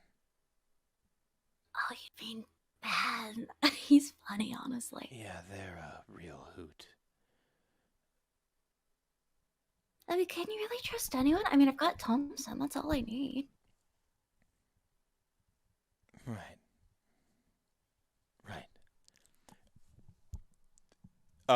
What did you get on your wits awareness? 4. You hear the exchange, the "don't trust that one," them, Ben, basically. Like you hear that exchange. Like what? Still in like her little like Daisy state. Like Pix is just gonna like pat the side of Sundown's face. Don't worry, and you're a friend too. So like, I'm really not, Pixie. I'm no. what you mean?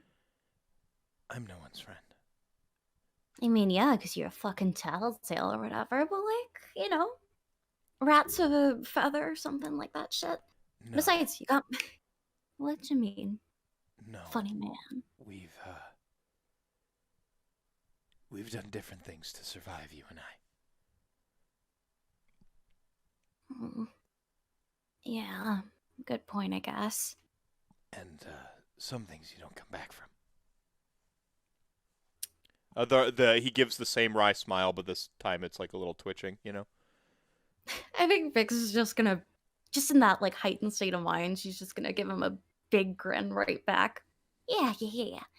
I'm very sure we could talk about it later. Like, I don't know what, but I'm just. Oh, don't worry. I'm only saying this because you won't remember later. You're funny. But like, sort of just like letting go of him at last. She's just gonna like kind of wobble back and give a. Yeah, he gives like the one like sort of guiding hand on the back thing.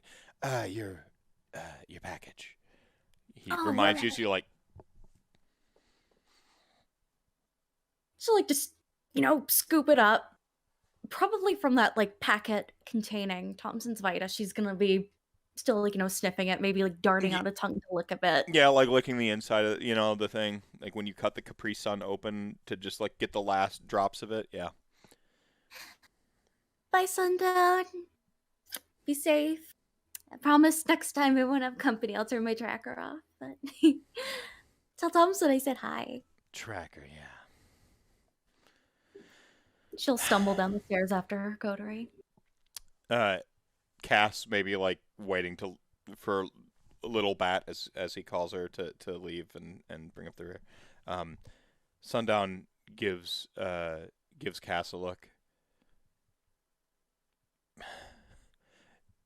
You guys are so screwed. But you knew that already too, didn't you?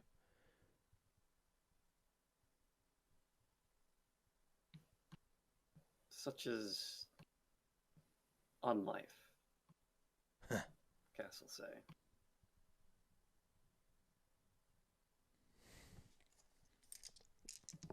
I've had worse than screws put to me.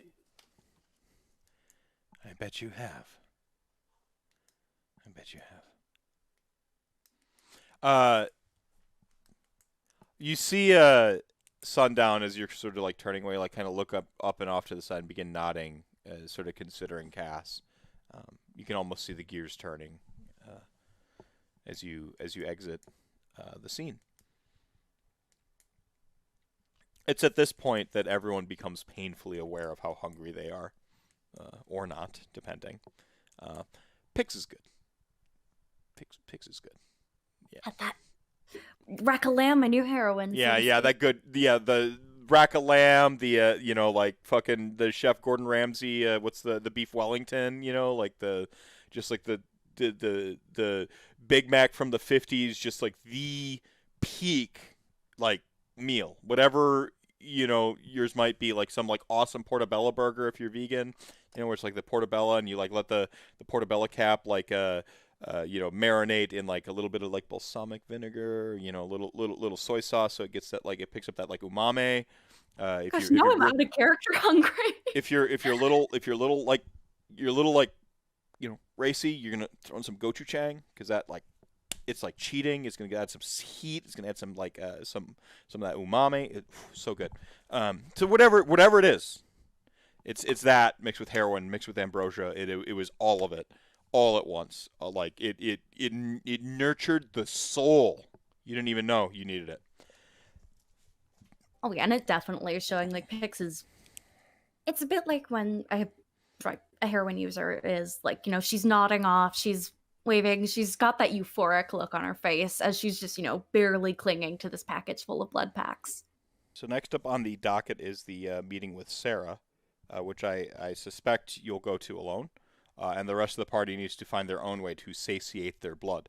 So this is where I'm going to substitute in some role-playing versus some role-playing, the ROLL playing versus the ROLE playing. And you actually have your predator type. This is a good learning moment for the audience. You have your predator type, and you actually have like essentially you get like a little hunting skill that's extrapolated down from your predator type. So it's usually like the combination of I believe I was playing an alley cat. Technically, I was playing a Dark Knight. There was a variant of it where like I went out like I hunted criminals with my Banu Hakim. So mine was like a brawl and a resolve check or something like that. So the folks who aren't Elizabeth, if you wish to role play rather than role play, you may roll your dice to see if you can take care of your hunger. So it occurred to me that you're a scene queen with criminal. And Ben Sahar has a sweet club. It wouldn't be too difficult to sync up your two particular needs for the evening. I got you, boo. And as an alley cat, that one's pretty easy too. So we might actually conjoin a little bit of role-playing and role-playing together. And I'd almost imagine like Pix kind of being like led along in like this like zoned out like heroin state. She's vibing. Happy like 420. Like just vibing it. Oh shit! It is 420. Look, Blaze it. Yeah, blaze it, y'all. Legalize it. Decriminalize it. Treat drugs like a mental health, not criminal element. Come on. Priestly. Whatever. So, let my dirty leftism out for a minute here. But it's 420. What you do with your personal freedom, it's not for me. I chose my vice a while back. It's alcohol. It just synced up with being, like second generation Irish American, like pretty handily, I guess, to be a stereotype. But whatever you're into, just do it safely. Don't hurt yourself or others. And if it's a problem, find someone to talk to. There's professionals. There's a bunch of great lines out there, and takethis.org has a fantastic resource page, can get you directed to some of that stuff. But if you're responsible, adult, enjoy your 420. That was an accident with the blood bond thing. That was not on purpose. I am so sorry Definitely. about that. I'm like, oh shit. So Real quick, Sal, if you want to roll, it's manipulation and persuasion. Yeah, I evidently, when I created my character, had no idea. Didn't know that? happened because I have manipulation 1, and Sal, if you notice, is not on the persuasion train at all. So I would roll 1 dice for that. So you're going to want to role play instead of role play, quite frankly. Yeah. Yeah. Okay. Absolutely. So we're gonna have a pit stop, basically, whilst Elizabeth goes and meets with for brunch. The party is going to essentially head back to Club Anything. So I'm going to bring up the Club Anything scene just because I don't have a Ma Fisher scene, but I'm going to paint you a picture with my words, and we're going to jump in with Elizabeth, jumping in, getting an Uber or whatever to there, and then we'll kind of cut between what Elizabeth is doing and what the party is doing at Club Anything. What was Club Anything's theme night tonight? It's the next. You had like the whole week scheduled or whatever. So this week we have Lorna Shore playing, and then tomorrow we have the Comedian. Lorna Shore. Lorna Shore is a deathcore band. Oh, so it's deathcore night. Dude, we have every night. I was going to say, it's just such a cool place because it does so much different stuff. So, like, if you were into anything, or it basically, like, welcomes every community of all, walks. And it was just, it was too cool not to use because of, I don't know, I just thought it was just too awesome to not use. I think it's awesome that you as like an outsider to the setting, like, and you're like, bang, and you just like keyed in on it. So that's pretty awesome. So y'all are gonna end up at Club Anything, and I'm gonna set the scene for Ma Fishers now. So Ma Fishers, and I can edit that out in post. I've learned post powers now. Big tangents and stuff. So Ma Fishers is nestled right off Marquette campus. It's sort of off of North Avenue in Milwaukee, which is one of like the 3 major bar districts of the sort of main college walk. It's a triangle. You've got, Farwell, Water Street / Brady Street, and then north, and you have this like basically this trifecta that you can walk and just like totally forget a night. I've been there, but most nights on that triangle end up at Ma Fisher's. It's right off of North Avenue. Farwell's off to the other side, and a couple of the dorms and a couple of the big apartment complexes around there. They've got a Whole Foods and everything in this area, so like it's an up and coming neighborhood. But Ma Fisher's doesn't have a parking lot, so finding parking is terrible. And it is an old school family diner that doesn't close. It is they open late and then they don't close until the customers leave the next day type thing. They open up for lunch, and it's pretty awesome. Run by a little Greek family, as I recall. And so their menu like skews a little bit Mediterranean, where you can get like a great Mediterranean waffle, an excellent gyro, but then you have all of the diner selections you could ever want, and they serve you pancakes with everything on accident. It is awesome. And they've got the good coffee, the kind of coffee where it's just been stewing all day, just picking up flavor, because everyone knows the longer you let coffee sort of like simmer, the more soul it absorbs from the American working class. It resonates until it hits that peak resonant frequency right when you close a bar. Right there is when you need it the most, and you get that that hit. And not only do you taste, like the bitterness of the coffee, but you taste the bitterness of the soul of people who've worked damn hard all day long. And just, damn it, they need some pancakes and coffee at 3 a.m. But it's, of course, 10, 11. How does Elizabeth get to Ma Fisher's? I would say taxi or Uber or something. Yeah. They're either are easy to pick up. Uber's got a little bit more prestige for a toreador, I suppose. Can you request specific vehicles in Uber?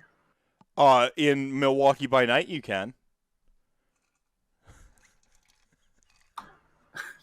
Yeah, we'll go something like classy, because You get like a BMW or an Audi or something to come pick you up. Do you have a color preference? no. Then it's black, because black is the classiest. We all know that. So you get picked up in the Uber. You get dropped off. Are you promptly on time? You a little bit early? You had a lot of time between sundown and now, so. I would be a little bit early. Okay. Probably already in the restaurant, already got a table, just kind of sitting, waiting if she's not there already. Yeah. So Ma Fisher's has like one little entrance off the sidewalk. You walk in the front, and it sort of like immediately splits in two directions, and like smack in front of you is a desserts case. So there's like little like desserts case in front of you, and then you have like a classic diner seat, like sort of bar seating, built off of the desserts case, and then just real quick, you see some really like sort of fun like family decorations, but then some like weird neon signs that like just feel completely out of place inside of like this old school diner. Sit at the counter. You want to sit over here, type thing. And if you choose to sit at the counter, that'd be the only like relevant place. Otherwise, you're gonna get like a booth or a table. Booth. Oh, all right, excellent. Yeah, this way. So some college kid who's clearly like doing their homework, like when they're not seating guests, helps you to your table, to your booth. Are you waiting for somebody? Are you alone? No, somebody else will be joining me shortly here. Okay. Yeah, I'll look out for them. Absolutely. Can I get you Bloody Mary? What is it? Bloody Mary, Mai Tai, or a Moscow Mule? Actually, just a glass of house red would be lovely, please. So a Bloody Mary. But No. Yeah. Okay. Yeah. House red. We got some Franzia or something. rude. You'll see like the Ma Fisher's drink menu. They basically have things that mix out of vodka and then like beer. So you're about to end up with whatever glass of like wine they use for cooking with. They don't use a in quotation marks cooking wine. You end up with whatever wine they like buy in bulk from like Whole Foods across the street or whatever, in a glass. But it is a red, and it is in a glass. It's fine. Everyone in Milwaukee like drinks at least a certain standard of decent crap. Not half decent, but decent? Decent, like above half decent. Yeah, it's decent crap. That'll do. Yeah, it's like a $9 bottle of wine. In fact, in this case, it's a Washington brand called House wine. This is a real thing. You can look it up. So it's a House Red out of Washington. They make a pretty decent bottle.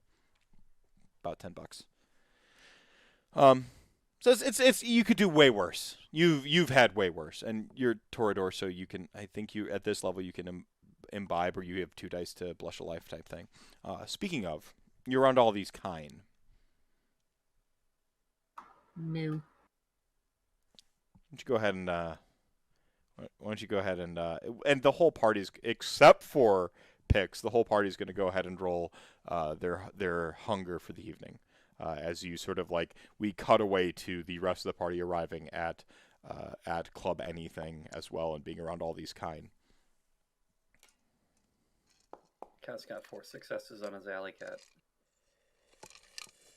He's gonna take care of like an obnoxious patron,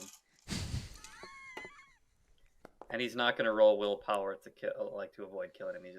He's gonna kill this person and dispose of the body later. Must be nice to have a chance to not kill your victim.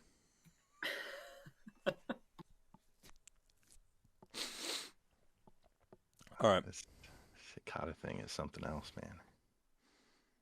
Harmful drinks resulting in blood loss. So what is the everyone gain hunger? Where are y'all at? Yeah, I'm next step up. I'm at 2 now. Oh, that must be nice. Salvatore's gone to hunger 4. Oh, I'm so glad we're not we're about to role play and not role play for you. This is gonna be good. This is gonna be good. Yeah, very, very good. Ben, how are you doing? Oh, sorry. I'm at 3 now. And Cass? Cass was at 2. Oh, Cass, you're holding it together. You're getting. Man, I could eat. A little growly. Yeah, but Salvatore is barely keeping the beast at bay right now. Like barely. That's why I haven't heard that. As a violent, like a normally violent person who solves all the problems with violence, like that, you can almost see like Salvatore's skin like writhing with the beast trying to get out, just scraping from the inside. Looks like Salvatore is a haunted house, you know, like with the walls and stuff like that, like just barely keeping his will together. And Ben, they've seen better nights too. Their 3 is a lot less composed than Ben Sahar likes to be. The beast it's more beast than Ben now. And I know Ben likes to be in control.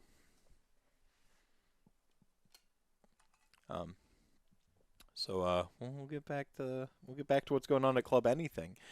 You see Sarah coming in, rocking a purple puffer jacket with like a fur collar.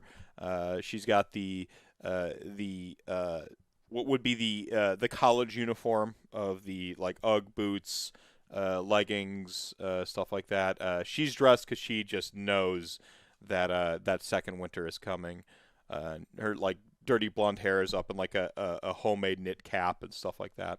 And she walks in. You don't quite hear the conversation with the host. The host sees her, looks over, like, you know, and is already walking over, like, oh, you know, Bloody Mary, you know, and doesn't even wait. Bloody Mary, and I'll have a spotted cow for the chaser.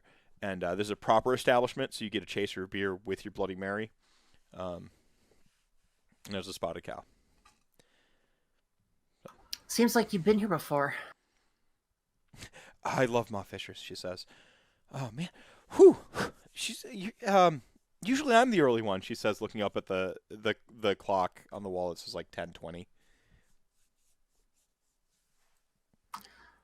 Well, and I pride myself on being a little bit early, because if you're not early, you're late. Well, yeah, no, absolutely. I'm a little surprised you accepted my invitation with you know, the hot shot music career kicking off. She smiles.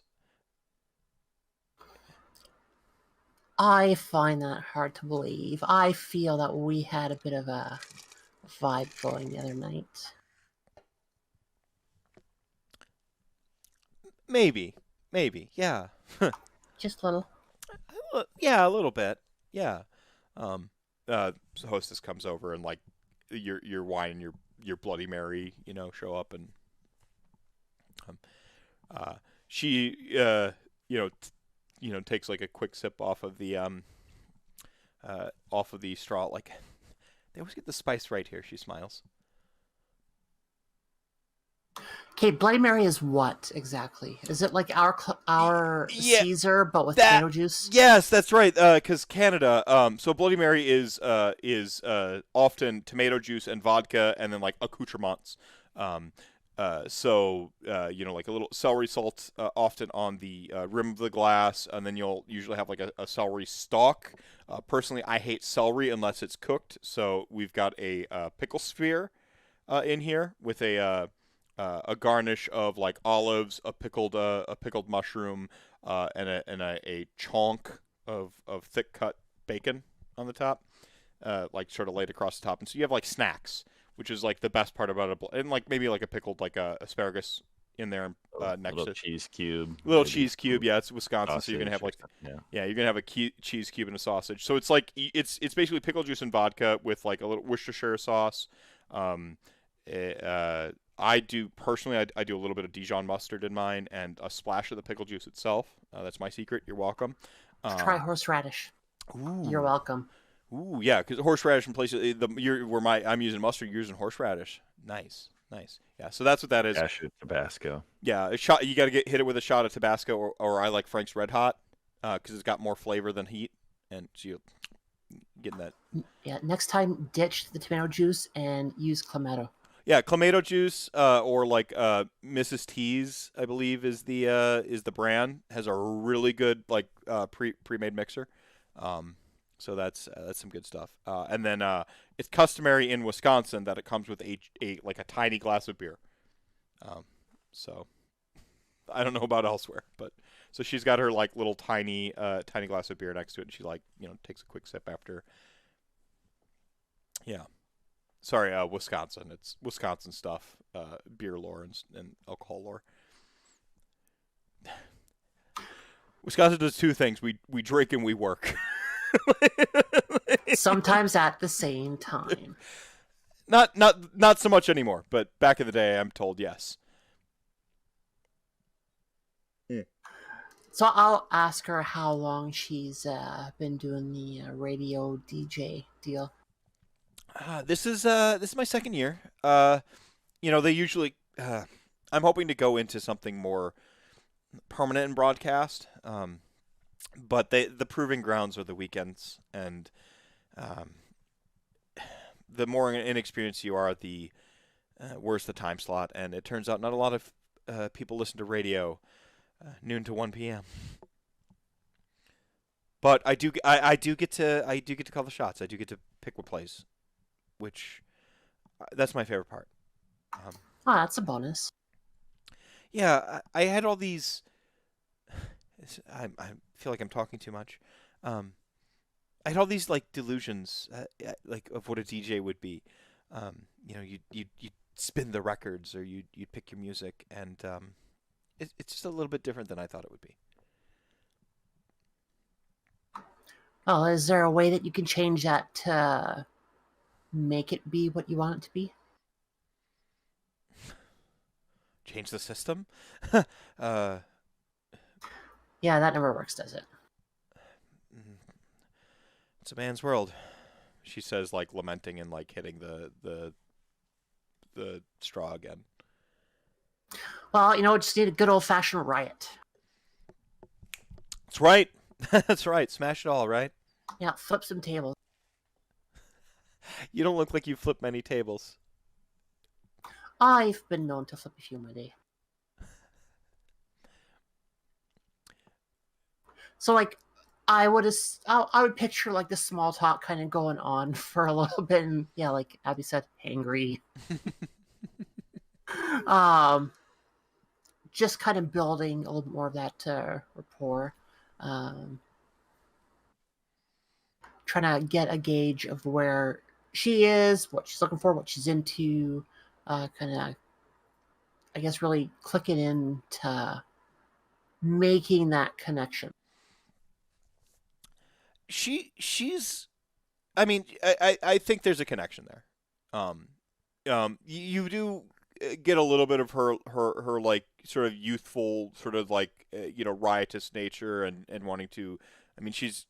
I'd imagine she's younger than Elizabeth. Like this is, like I said, like she's on the tail end of her college career. She's looking for to go out and like and just change. She's at that like thinks she can change the world phase and starting to sort of run into the wall of all these sort of systemic things in the way, and little bit of jaded, but there's a connection there.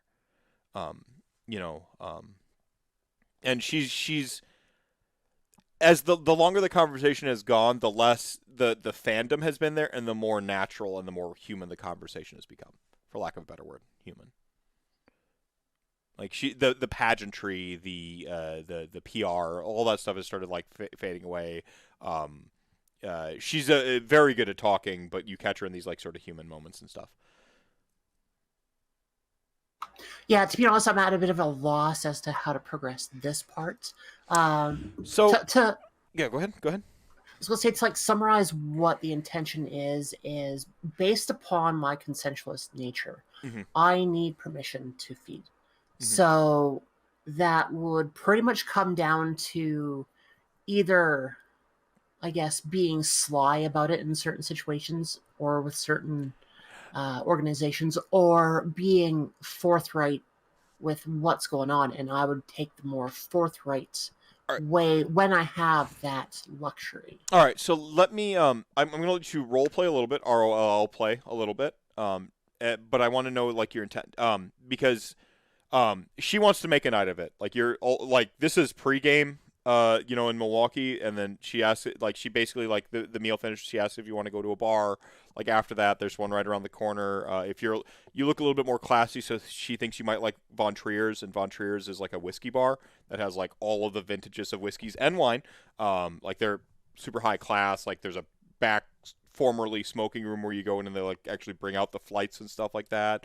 So she'd like offer you for a night for Von Trier's, or to follow up. And then from there, it's if it's more of a like the sly route, it's the like, well, hey, let's go hang out later type thing. Or if you actually want to be like, hey, vampire, which route are you going?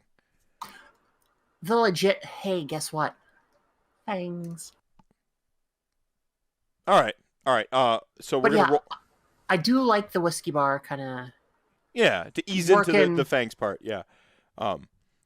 She makes a quip about a little bit tipsy. Yeah, she makes a quip about how weird Milwaukee is, with the fangs part. But I think this is, since you're being forthright, I think this is a charisma of persuasion, because you're sort of like being like, hey, you kind of have to like sneak in there, like, so what if I told you vampires are real? And she's like, bullshit, you know, like, and you're like, no, seriously, like, so you have to like, it's more of a persuasion than like a subterfuge, right? So go ahead and roll that, and then we can sort of like fade to black or whatever. You said persuasion. Mm-hmm.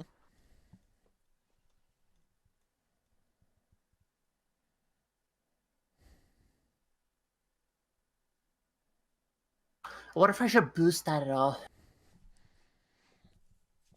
I think you haven't spent willpower yet, or I mean, you're already at the moment where the beast is about to be unleashed, so you might as well get the 2 extra dice. Yeah, but I don't need to risk. By rousing the blood, I risk more hunger. Yeah, and you risk frenzy at some point with that. Yeah, also, I don't want that. And I don't want to use disciplines because I try and make it as like uncoerced as possible, basically. As consensual can be. Yep.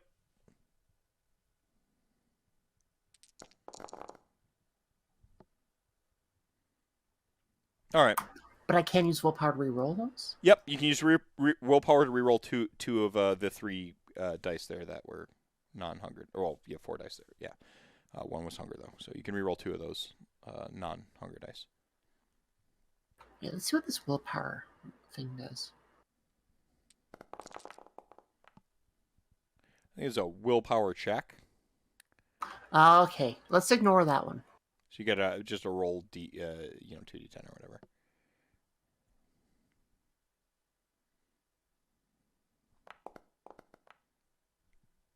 Nice. There's a little bit of that, like, bullshit. No, bullshit.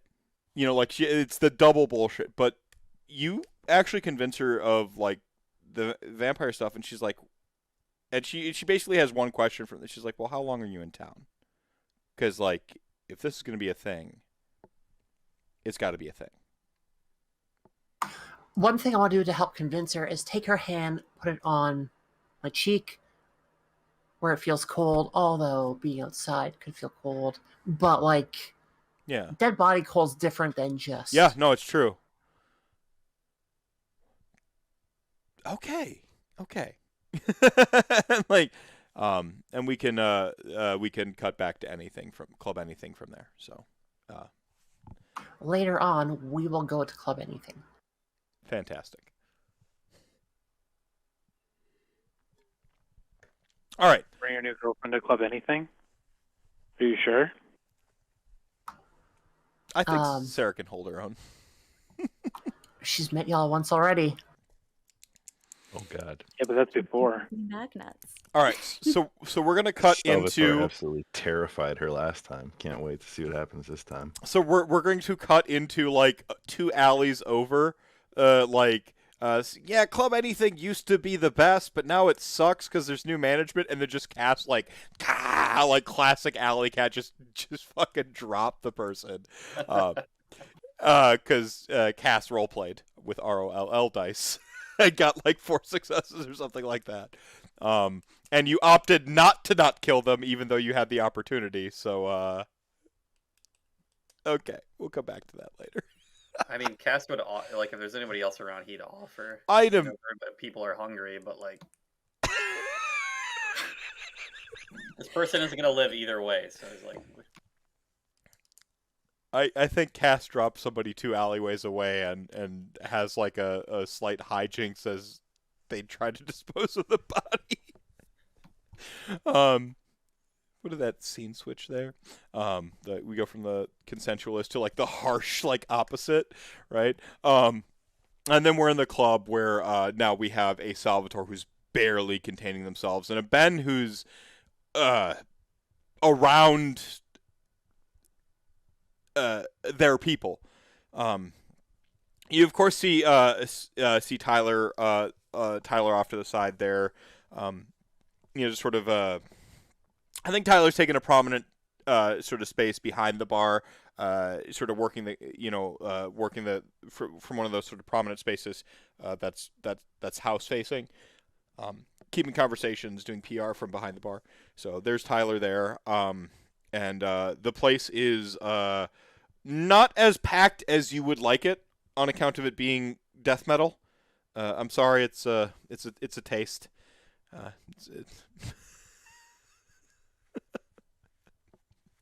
But it's also a good night to bring a bunch of raving lunatics that are hungry. Could be. That just worked out. So, It's an aggressive mosh pit. yeah, I mean, you're looking at about 11 o'clock with sort of the discorporation of time here. I mean, this is full on like death metal time. Any of the pre stuff, any of the quiet time, any of the club music. About 11 o'clock, it's in full swing. Because you're looking to kind of finish up by midnight and then get people as drunk as possible afterwards, right? Until bar close at in a Vampire Milwaukee by night, it's going to be 3:30 instead of 2:30. I think Salvatore practically growls at this point to Ben and asks about an office or a back room.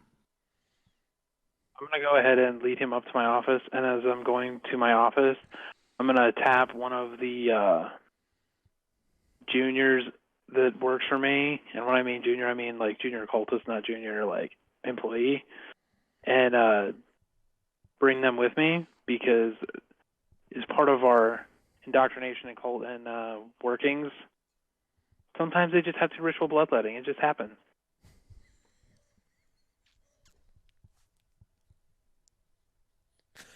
So the scene. As a scene queen, Salvatore, you sort of brought this cultist. Do you know this junior member? Ben, do you handle the intake as it's called, or?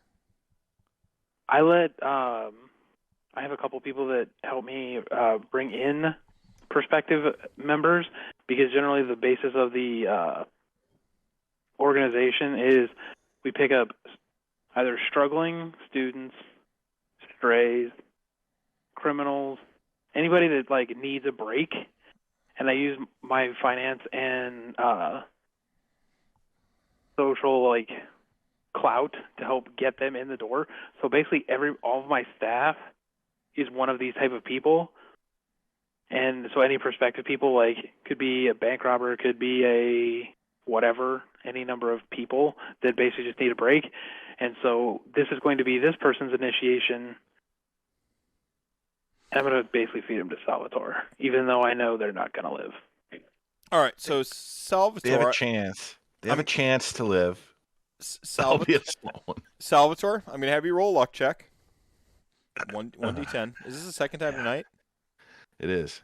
It is. Good luck. Let's see how this goes. They just so happen to be one of the criminals. All right. Not that you necessarily know that. Maybe it's the resonance of the blood. Maybe it's the vibe. You get the edge to them that this is... Probably see like a gang tattoo. Yeah, something like that. Yeah. So this just happens to be, like, with a 9. Like, there's some telltale. It would have to be like a tattoo, like Latin Kings I know in Milwaukee. You know, so what's the big biker gang? Outlaws. Yeah, outlaws could be an outlaws tattoo. You know, something like that. So, you know, probably an outlaws tattoo because we've had like a big biker theme so far. So you see like an outlaws tattoo, like the gun running tattoo on the other neck, because that's like one of their main things is illegal guns. You know, they have like the pistol on the hand that shows they've killed somebody, stuff like this. So like the telltale signs of a criminal, that just mean you don't happen to get a stain tonight for being in desperation feed mode. I mean, Salvatore, this is, it's that primal, you know, so Hecata, I don't know how knowledgeable everyone is, but the Hecata have not a blissful bite, but it's agony, it's pain. So like the victim has to be restrained or like struggles against it, and it inflicts blood loss. So it's a instantly harmful bite. And in order to stop that blood, there's like a test involved and everything. But it's this primal, you know, I mean, just forces this young fellow up against the wall and just tears into him. And there's an active struggle. So you're going to be rolling strength brawl because there's an active struggle. This isn't the blissful bite of the normal kindred. This is painful. This is agony. It's like having lava poured through your blood instead of the normal euphoria folks feel in a kindred. Have you ever just tried not hurting people you feed from, like feeding from them? Like for a tried while, bags, Salvatore tried spending some time around hospitals and the morgue. But so I want you to know that this to say like young cultist or under cultist is a little bit of a misnomer. This is a person who's seen prison time. They've been lifting. They very nearly fight off this savage kindred. We're talking beat by one success. Like it is a struggle. This is a grappling match. And Salvatore finally gets this. This person screams. This is agony. It happens to be death metal night, so like they just kind of like hit a resonant frequency with the guttural cries of the death metal band on stage. But if you want to not kill this person, you're gonna have to roll willpower. Actually, they're going to have to roll to survive. Oh, okay. Well, I mean, yeah, it's not the way I've read this. It's not an option. So it's aggravated damage equals hunger slaked. So it's 4 ag, and then the human rolls strength plus stamina against a difficulty equal to hunger. So the hunger is 4. So it's a difficulty 4, strength and stamina for that blood to not continue. Oh, yeah, they're not dead, actually. Okay, good. Then I don't have to rouse to ashes to get rid of the corpse of the... No, like they won't die from this. Excellent. It's whether or not you can resist the beast at this level of hunger to drain them dry at this point. Oh, to just go beyond. I gotcha. I like that. Willpower is composure plus resolve, right? So it should be a willpower 6. Against your hunger. So my hunger had been 4. And I And I see have 4. 4 You successes. can choose not to kill them. I will stop and just look at them and say, you passed the test. The fuck are Walk up, you? pat him on the cheek.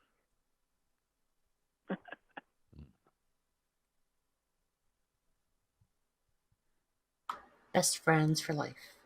They're like woozy because they just lost, 4 pints of blood or whatever, and they're like, gee.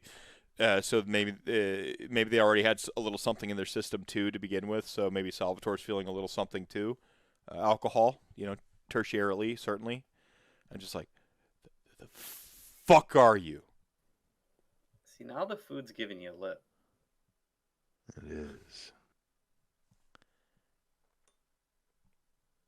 You'll come to know me if you don't already. You think you're the first piece of shit I dealt with? And I won't be the last. Sexual tension in here. I know you. I know you. Leans into your death. I've seen you I am. before.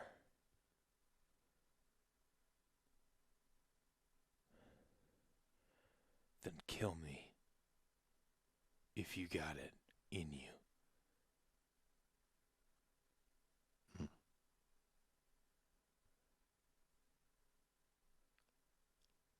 Salvatore will glance at Ben.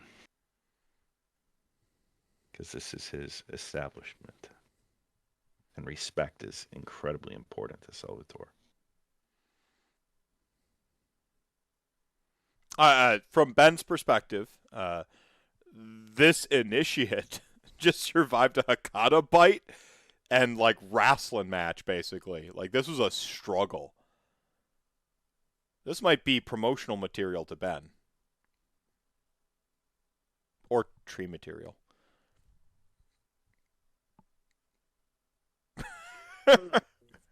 Sorry. So, we're not going to waste this individual for being a bit lippy. However, I'm gonna walk between the two and invite Sal to go ahead and go. Like, and I will. What do you mean by go? downstairs. Leave or? Leave the room. Oh, okay. Sal? Sal will nod and turn, not that like careful, I'm gonna back away from a threat, but just turn my back, kind of that dismissive, and walk away. All right.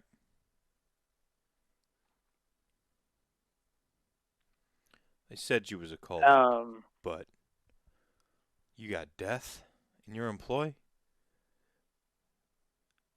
This person is might have been inebriated at the beginning of the night, but like they've lost a ton of blood, so they wobbly as fuck right now. Just You're not sure if it's an act of sheer resolve or sheer will that they're still alive. But this is remarkable. So I'm gonna go ahead and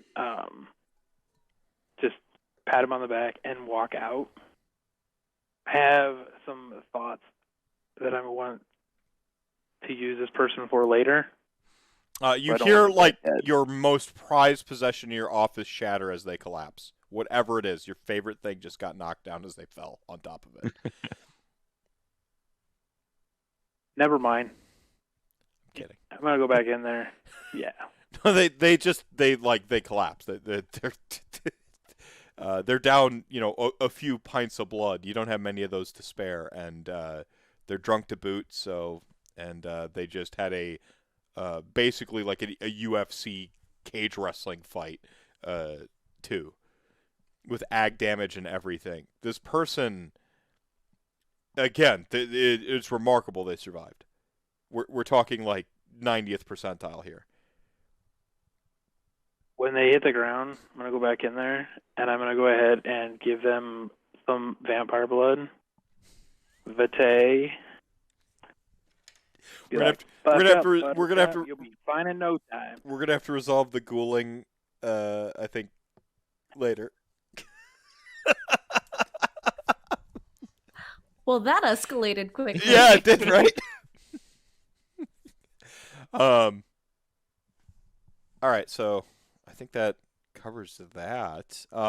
It's about this time that like Pix sees Pix is in like the VIP booth, you know, with like the prime seating and the like this like this like guttural screaming death metal. The blast beats are going off on the drums, like just incomprehensible noise. I don't think this is Pix's scene either. Oh, it isn't. It's harshing her vibe, but like, honest to God, she's not in any state to watch. She's just sitting there with her little medical box, just like. All that bass feels like when you're high as shit. Yeah, like she is visibly like she's nodding. Yeah. You're seeing like this is like out through the looking glass, like you're seeing the like the caterpillars, like you see the lights like flashing and shit, and they're like making like unicorns and shit appear. Oh yeah, it's bliss, it's agony, it is every emotion at once, and it is too much for her little body to comprehend. This is about the time that that Elizabeth walks in with Sarah. About the time Salvatore's like gotten to the bottom of the steps from the office, and Cass is like filtered in from like one of the side entrance doors, and we have a little bit of a delay on Ben on them showing up. Salvatore straightens his lapel and probably hides a little bit of the blood that splattered onto his white, the white shirt. Oh, it weren't pretty.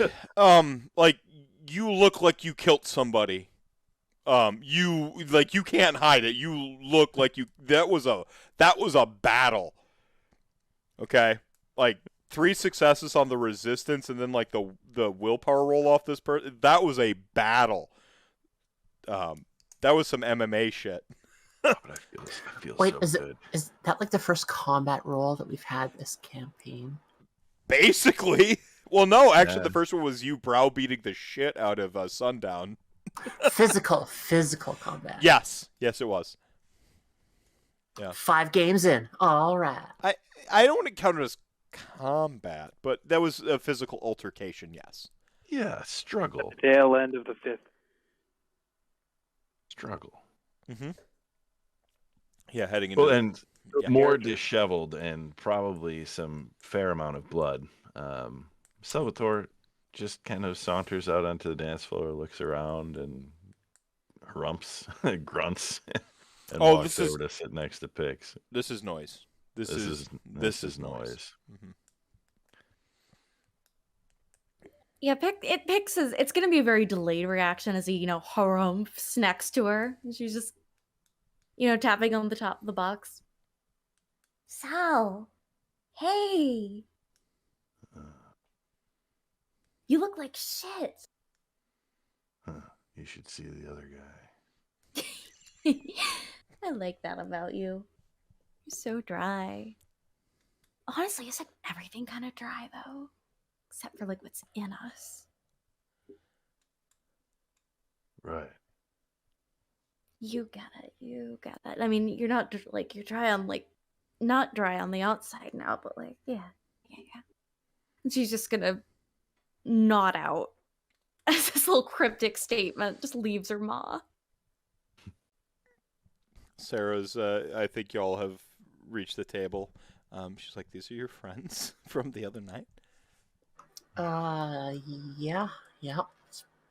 Surprise. It's about this time Cass is like, I don't know, like, snaked or whatever Cass did to get over toward the table, and Ben has come back downstairs. But whatever Ben said to the recently ghouled, or maybe they had to sleep it off, so it'll be all right, and you had maybe Tyler go upstairs and tend to them type thing.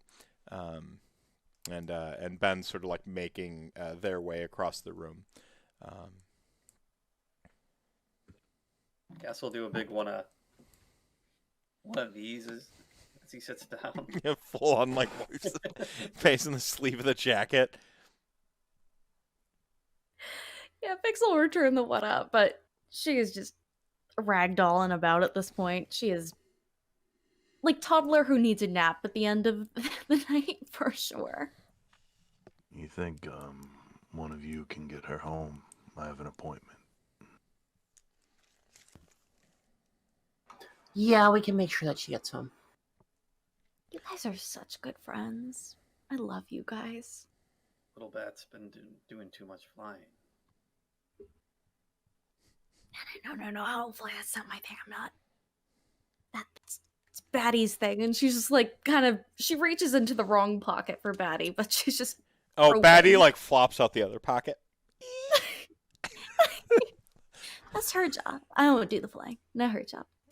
Guess you're silly. Yeah, we're gonna have to have a talk with her about this sometime soon. Talk about what? Huh? Says Sarah. Like, Ben comes in and Sarah just sort of recognizes, probably recognizes you because you deal in the music scene and stuff like that. Sarah, like, okay, so. Well, that makes Yeah, Elizabeth, let's talk about something. Who's your friend? That will be a conversation for another day. Sarah, He looks delicious. Let me tell you. noon to 1. 1021 The Buzz. Yeah, you keep your teeth to yourself. T-shirts, man. Buzz, I got 2 of your magnets. They're so cool. They're so cool. Sarah like kind of does one of the hands over the ear thing and leans and all Dracula's. Yes. Oh, that's so weird. She says like You have no idea. So I've noticed a couple folks have been fading. We can I can do the one story beat I have, and then like let the folks who need to go to bed head to bed. And if Ty, you're willing to meet with Akawa yet, we can meet with Akawa, and we can also do the first thing of the tree too. If Scott's got a couple, probably about 30 minutes of stuff. If everyone wants to hang out for 30 minutes, we can do that all. But I want to get my story beat out of the way. I do have to run. I saw you fade a little bit, so I'll do my story beat, and then if Ty, if I got you for about another half hour, Scott, I got you for about another half hour, we can do that, and anyone who wants to hang out can hang out, picks and stuff like that, and Cass, too. So all right, story beat, and then cool. Yeah. Cool. All right. So it's about this time that a Lincoln, a stretch Lincoln Electric SUV pulls up outside. It is jet black with like all the chrome wrappings and fixings going on to it, and then it has like the electric blue emblems throughout, and like the wheels are lit and stuff like. And again, it is a stretch SUV, and a woman steps out. She is dressed rather out of place, but yet fits in. Maybe it's just something about her. She's got rocking a pretty just modded out black dress type thing. Just this is perfectly cut, trimmed. Perfectly accentuated with like all of her jewelry and stuff like that. She's got like sort of like a half jacket that has been tailor made to fit. She commands a scene herself, much like a Toreador, and then she has this sort of like deep this sort of deep sort of like raven's dark hair that she's like sort of like done up for the evening, leaving the tasteful wisps of hair hanging out of it. She looks inside, like the sort of like one sort of like uncovered window, and sees Ben. Tyler's since disappeared up, and she does one of these.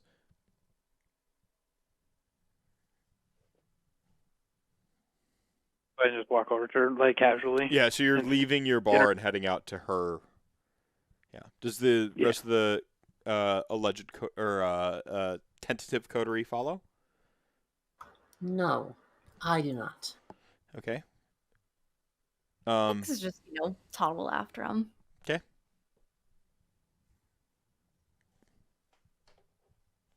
And Salvatore won't be able to hear anything, so he will remain at the table. Oh, you're just gonna stay there? Okay. Mhm. Cass. Cass will say to Sarah, "Look, we're not really as old as all that." It's her Dracula comment, and then he'll get up and he'll head up after her.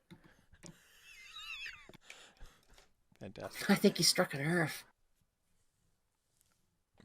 One of somebody who's older.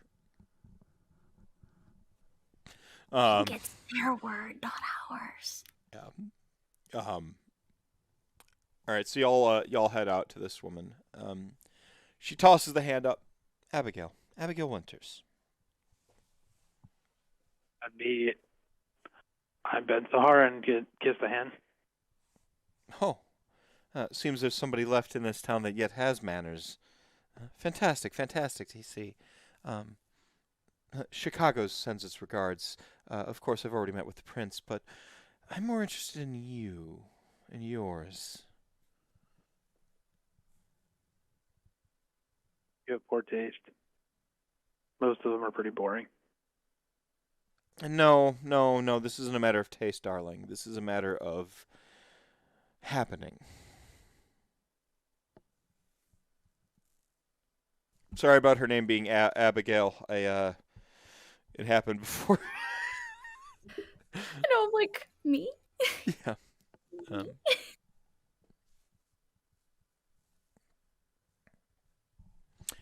This is a matter of happening, What she sort of says. happening? Well, what indeed? Do you want your friends to join? And she gestures at the Lincoln. Friend is such a strong word. No. Second chance for the coterie.